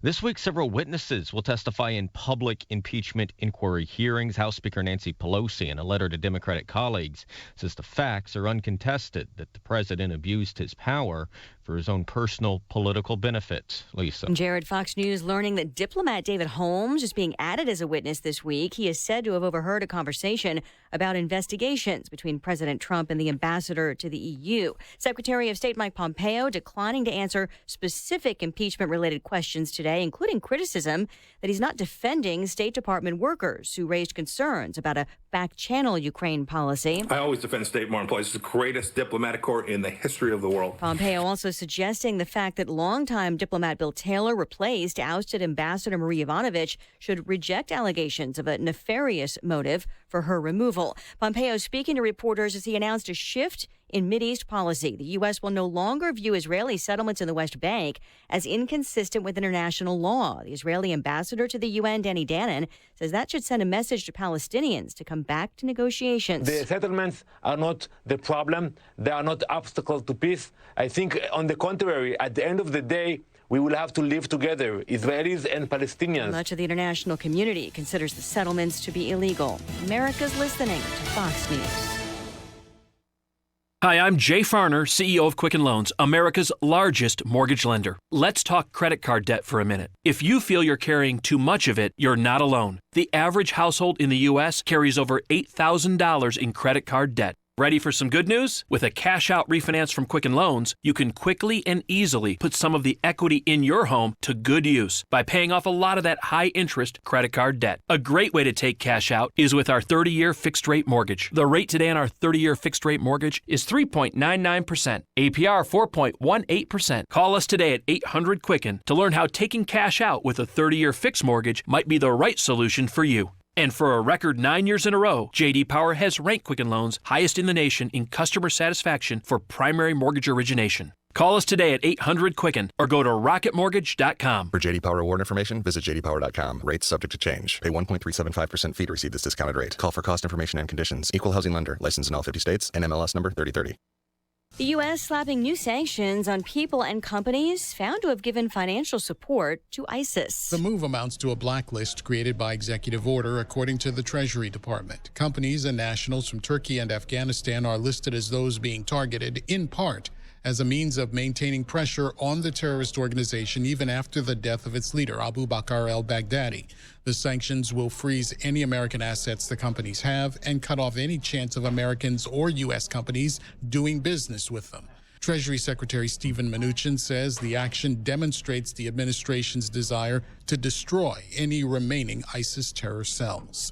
Gernal Scott, Fox News. The president has a meeting with someone he frequently criticizes. President Trump confirming on Twitter a morning meeting with Federal Reserve Chairman Jerome Powell, calling it good and cordial. Treasury Secretary Steve Mnuchin also attended the meeting. The president tweeting everything was discussed, including interest rates, negative interest, low inflation, easing, dollar strength, and its effect on manufacturing, trade with China, EU, and others. Fox's John Decker at the White House. The Fed chief emphasizing after the meeting that their decisions are non-political. Subscribers to Disney's new streaming service didn't sign up for this. A ZNet investigation reveals thousands of Disney Plus customers have been hacked, with their account information being offered up on the dark web. 10 million people signing up for the streaming service within 24 hours, sparking technical problems and a stream of complaints. Within hours of joining, customers tweeting they were logged off devices, finding their login information was changed. Hacking forums reportedly flooded with stolen account information, with ads offering access for up to $11. Disney Plus does not have two-factor authentication. Fox's Kristen Goodwin. No official response to the report yet from the company.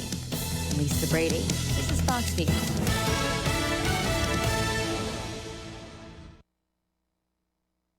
Your news, your town, your station.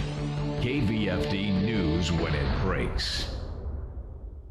With your KVFD News Update, I'm Rob Jones. The Chief Justice of the Iowa Supreme Court has passed away. Justice Mark Cady of Fort Dodge suddenly passed Friday after having a heart attack.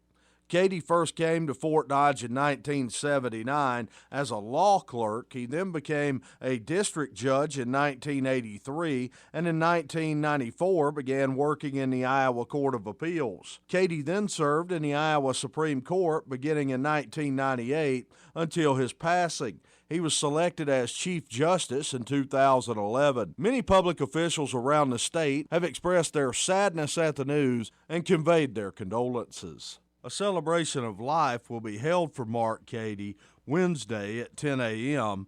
in the Knapp Center at Drake University. Two fires yesterday here in Fort Dodge caused significant structural damage.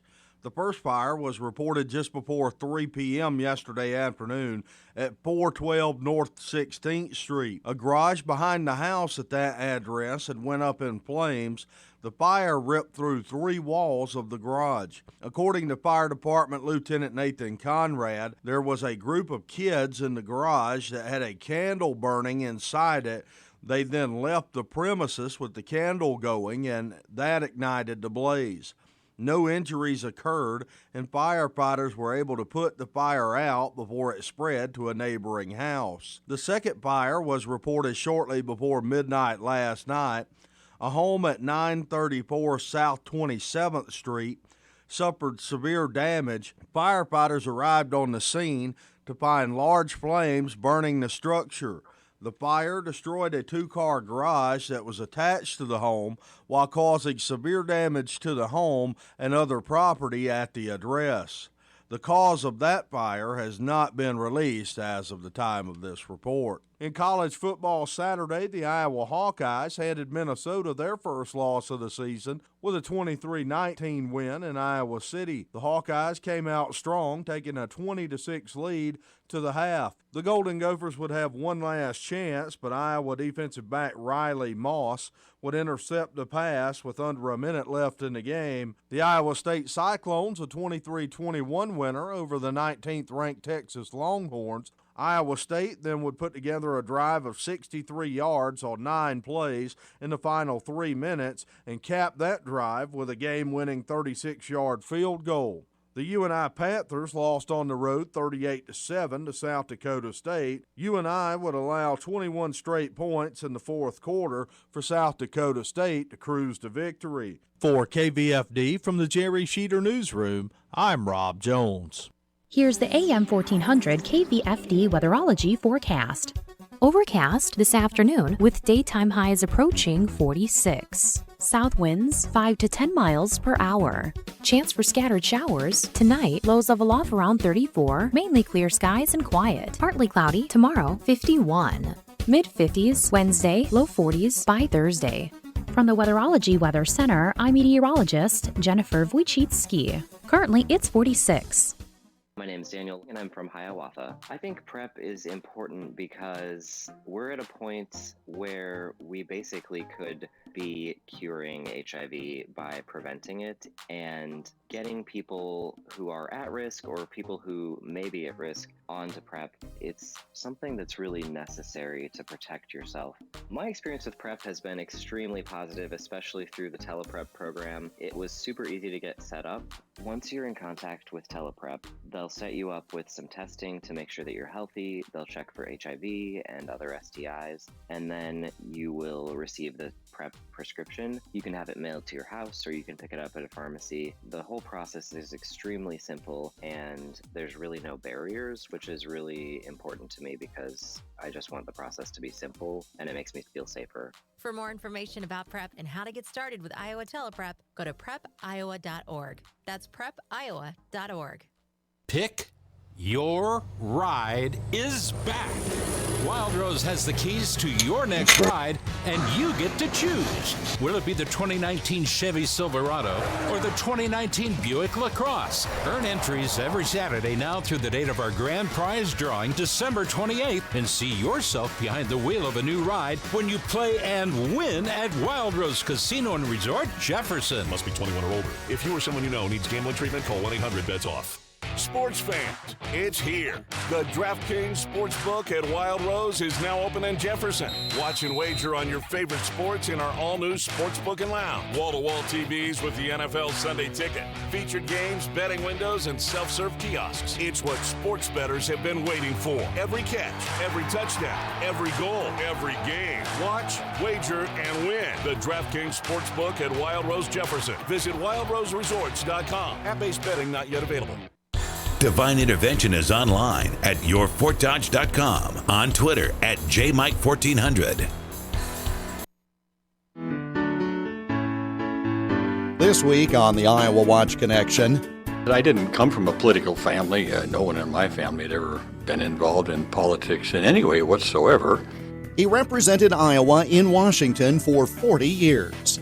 Have I had things said about me in the media or something that I didn't think was right? Yeah, that's true. But it didn't have the kind of universal outlet that social media has now. But he is hardly retired. What we wanted to do with this institute was to develop policy that was based upon data, research, and also citizen engagement, where you engage citizens. A conversation with Senator Tom Harkin, our topic this week. The Iowa Watch Connection is presented by the Iowa Center for Public Affairs Journalism, online at iowawatch.org. Here is Jeff Stein. At times on this program, we talk at length with individuals who have had an impact on our state.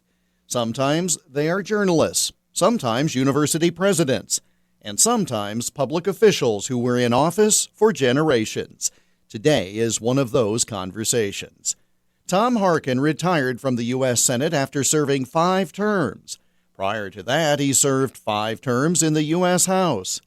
I caught up with him in Des Moines on March 21st of last year as his Harkin Institute for Public Policy and Citizen Engagement was hosting a day-long wellness symposium on the campus of Drake University.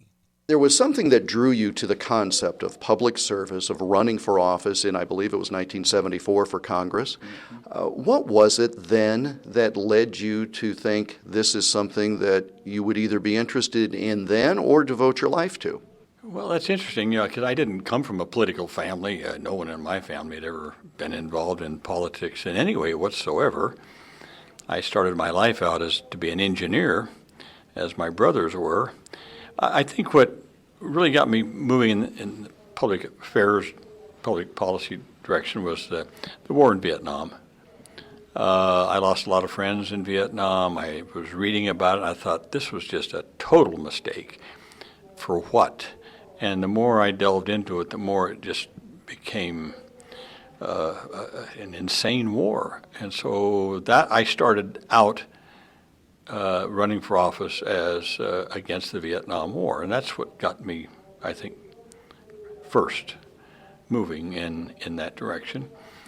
And then I think probably close on the heels of that, or maybe at the same time, I remembered my own life and growing up with a father who only had a 6th grade education. My mother was an immigrant. And just thinking about all the things that form lives and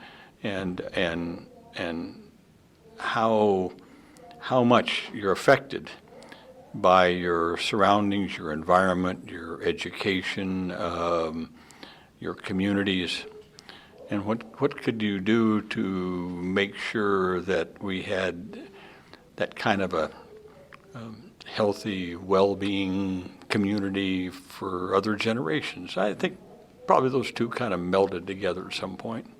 Do you think people go into public service, elective office, two separate things, but theoretically they're together? Mm-hmm. Do they go into it for the same reasons now or for the right reasons as opposed to when you began your career? Well, I don't know. I suppose that varies across the board on individuals. I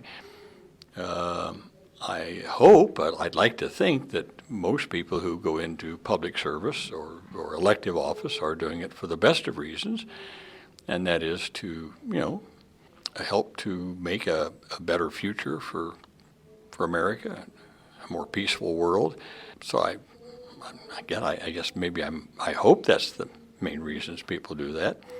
I know a lot of young people who have worked for me in the past in my Senate office, my House office, who went on to careers in public service, maybe not elective office, but things like the AmeriCorps or the Peace Corps, or they went on into public health. A lot of them got into public health matters, even in agriculture.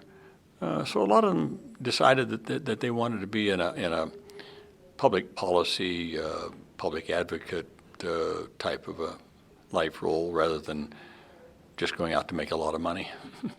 Well, and I asked the question the way I did because there's no getting around the fact that we have had contentious political eras in the past. It seems that this is, and maybe it's a matter of since we're living in it, we think it is different or worse, but do you think that the climate for actively helping change the lives of Americans as a member of Congress, is the climate there to allow it to happen in the way that it may have during your time on Capitol Hill? Well, the short answer is no. And like you say, sometimes, you tend to think, well, in my past, it was the best of times. I guess as we get older, we always think that, right? But I think objectively, anyone looking at it, any historian looking at it now would say that we have kind of stepped into a new dimension of politics in America, unlike anything I've ever seen or read about. And I think I read a good deal of history. We've never had anything like this. The whole social media imprint now in American culture, and how that works, and what people believe, and how they tend to only now read that which they innately agree with. Mm-hmm. Well, in the past, you read a newspaper. Sometimes you agreed with it, sometimes you didn't. Mm-hmm. Now you only read the things you agree with, and that tends to just reinforce any kind of well, it's your predisposition, your worldview. Yeah, yes, and if you're prone to racism or bigotry or class consciousness thing, that tends to get just reinforced through social media. Mm-hmm. And so we're kind of course, a lot's been written about this. We're being sorted into different camps in America, but we don't really kind of talk to each other. Is that the sort of thing that may drive good people away? Could. I think so. I think it makes it much more difficult to run for office now. But don't forget the influx of money, too, and the impact that big money has now on campaigns. It's just gotten out of hand. With Citizens United, that Supreme Court case, money always had a big role to play in politics, obviously. Mm-hmm. But there was also countervailing things that would balance off the money. Those countervailing things kind of gone by the wayside now. Mm-hmm. So you're right, with social media now, I mean, you can just, someone could post on Twitter or Instagram or Facebook, something about you that may not be true, but as it goes around and around for a few days or a few weeks, everybody believes it. And how do you overcome it? There's this old saying that a lie circles the globe 10 times before the truth laces up its boots. Yeah. Well, social media has encouraged that. You put yourself out there and someone could say something totally baseless about you, and people believe it. And then it's hard to kind of wedge out that belief. Have I had things said about me in the media or something that I didn't think was right? Yeah, that's true. But it didn't have the kind of universal outlet that social media has now. A few people might read it, and I probably had a chance to correct it or counter it at some point. Well, it had filters also. A lot of filters. You're right. I forgot about that. Well, we had people like you. We had the filters. We had the people on radio and newspapers, we had those filters that just don't anymore. More with Senator Harkin in a moment, but first, the thoughts of University of Northern Iowa political science professor Christopher Larimer. He noted that Harkin would appropriately be remembered as the driving force behind the Americans with Disabilities Act, but also remembered because of a unique time in Iowa politics.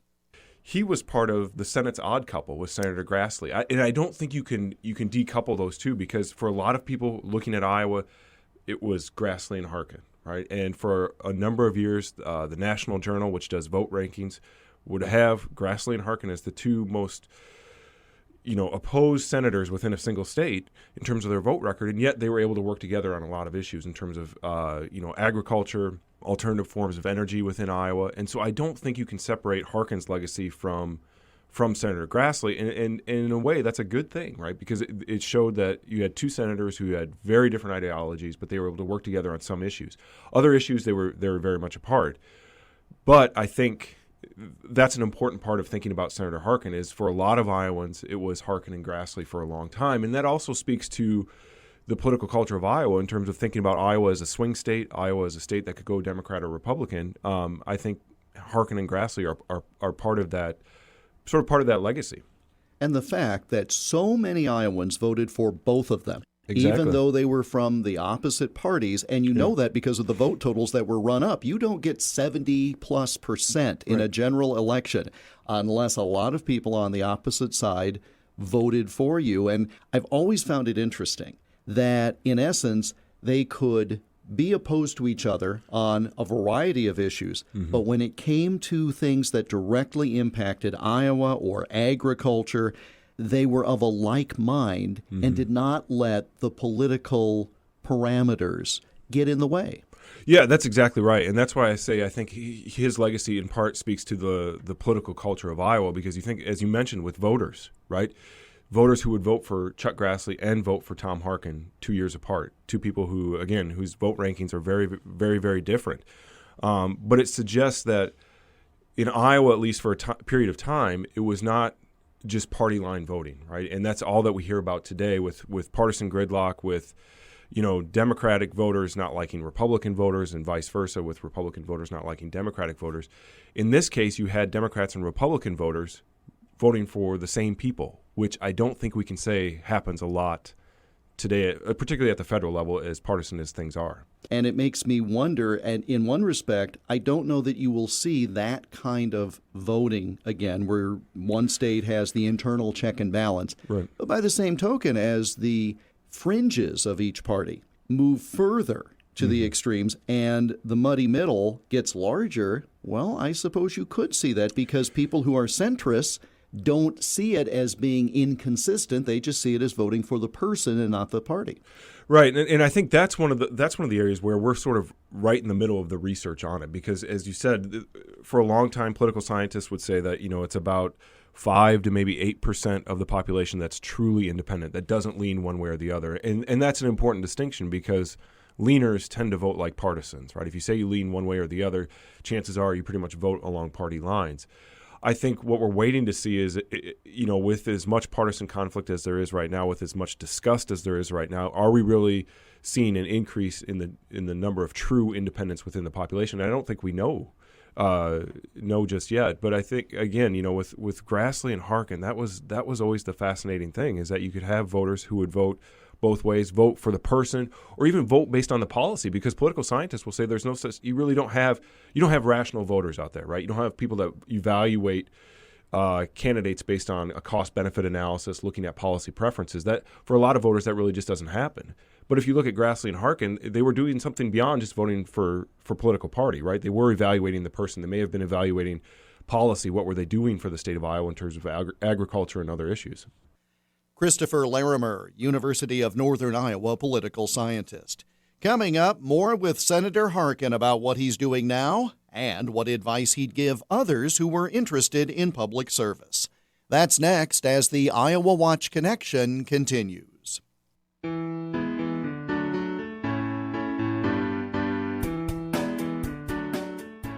The Iowa Watch Connection radio program is part of a statewide audience engagement project organized by the Iowa Center for Public Affairs Journalism, an independent, nonprofit, nonpartisan news organization. The center is dedicated to producing high-quality investigative and community affairs journalism in Iowa, while also training journalism students to do this work at a high ethical level. The center is found online at iowawatch.org. Welcome back to the Iowa Watch Connection. I'm Jeff Stein. More now of my extended conversation with former U.S. Senator Tom Harkin. We spoke in Des Moines on March 21st of last year. Why is it important for there to be a Harkin Institute and symposiums and get-togethers like you have here at Drake University? What we wanted to do with this institute was to, as the name implies, an institute on public policy and citizen engagement.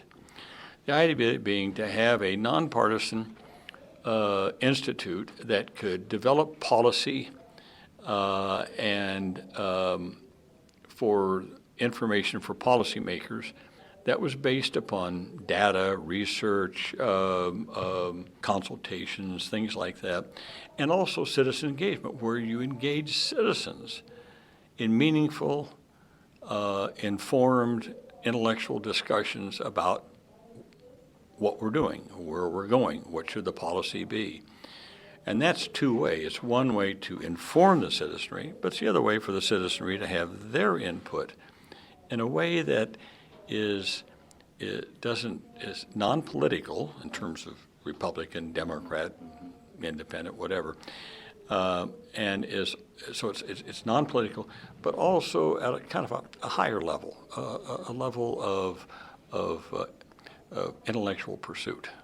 When we talked one other time a few years ago on the phone, you suggested that you might be a little busier now in supposed retirement, if that were even possible. What are the things that keep you engaged and active yourself in the post-Senate, post-House era of your life?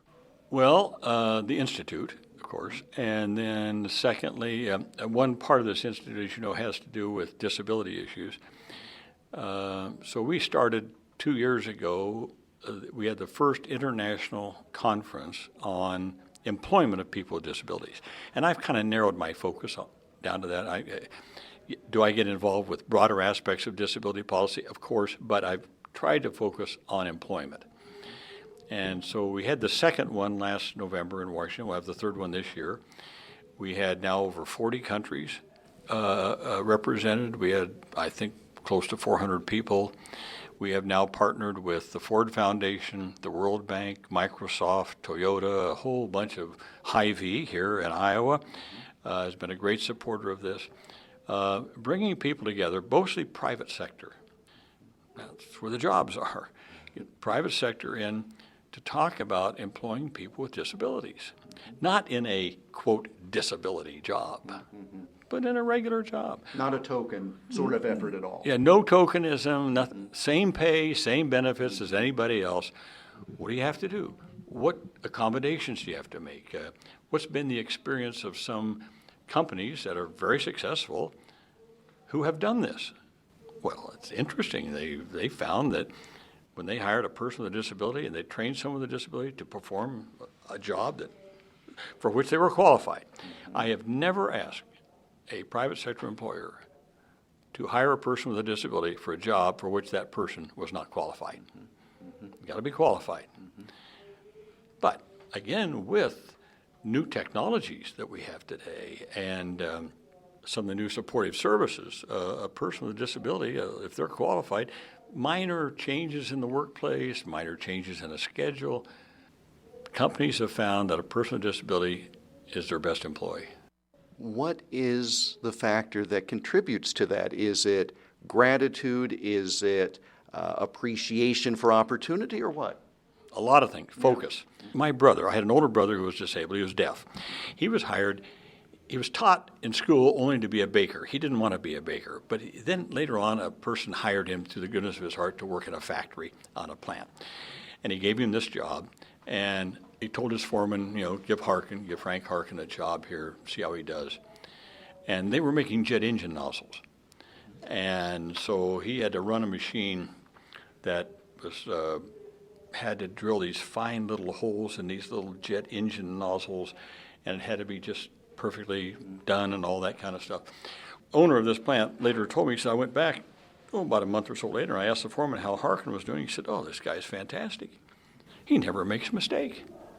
He gets more done than anybody else on the line. Well, they were astounded by this. Here's what they found out, he told me. He said, this was a very noisy line, a lot of bells and clanging and people shouting and buzzing and machines running. He said, it didn't bother Frank. He couldn't hear a damn thing. He just kept right on his job, focused on his job, got everything done.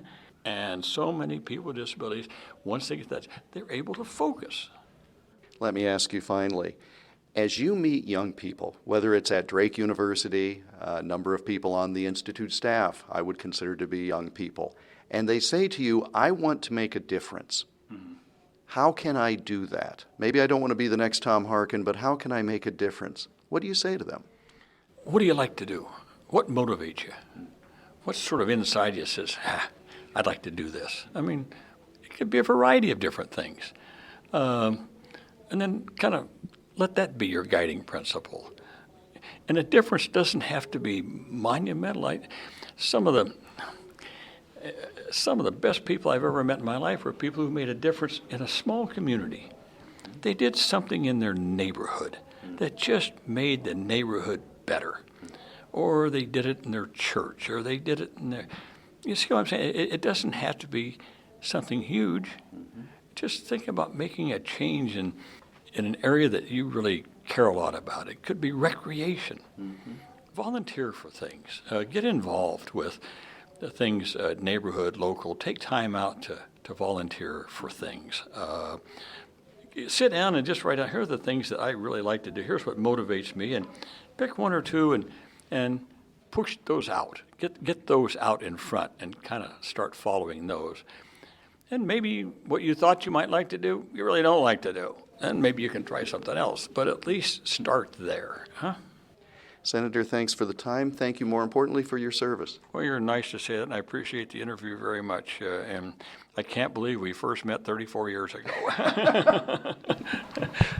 That last comment was a reflection of the fact that I first interviewed then Congressman Harkin 34 years before, in 1984, as he made his first run for the U.S. Senate and upset a Republican despite the Reagan re-election landslide. And that brings us to the close of this week's program. We're back again next week at this same time. In the meantime, you can connect with us online, iowawatch.org. Click on the Iowa Watch Connection tab at the top of the page to listen to all or part of this program again, for a list of stations that carry the program and more. iowawatch.org. Follow us on Twitter at Iowa Watch and be sure to use the hashtag IAWatchConnection when commenting about the program. We're on Facebook too, facebook.com/Iowa Watch. And you can send us your thoughts about this program or ideas for future programs by email.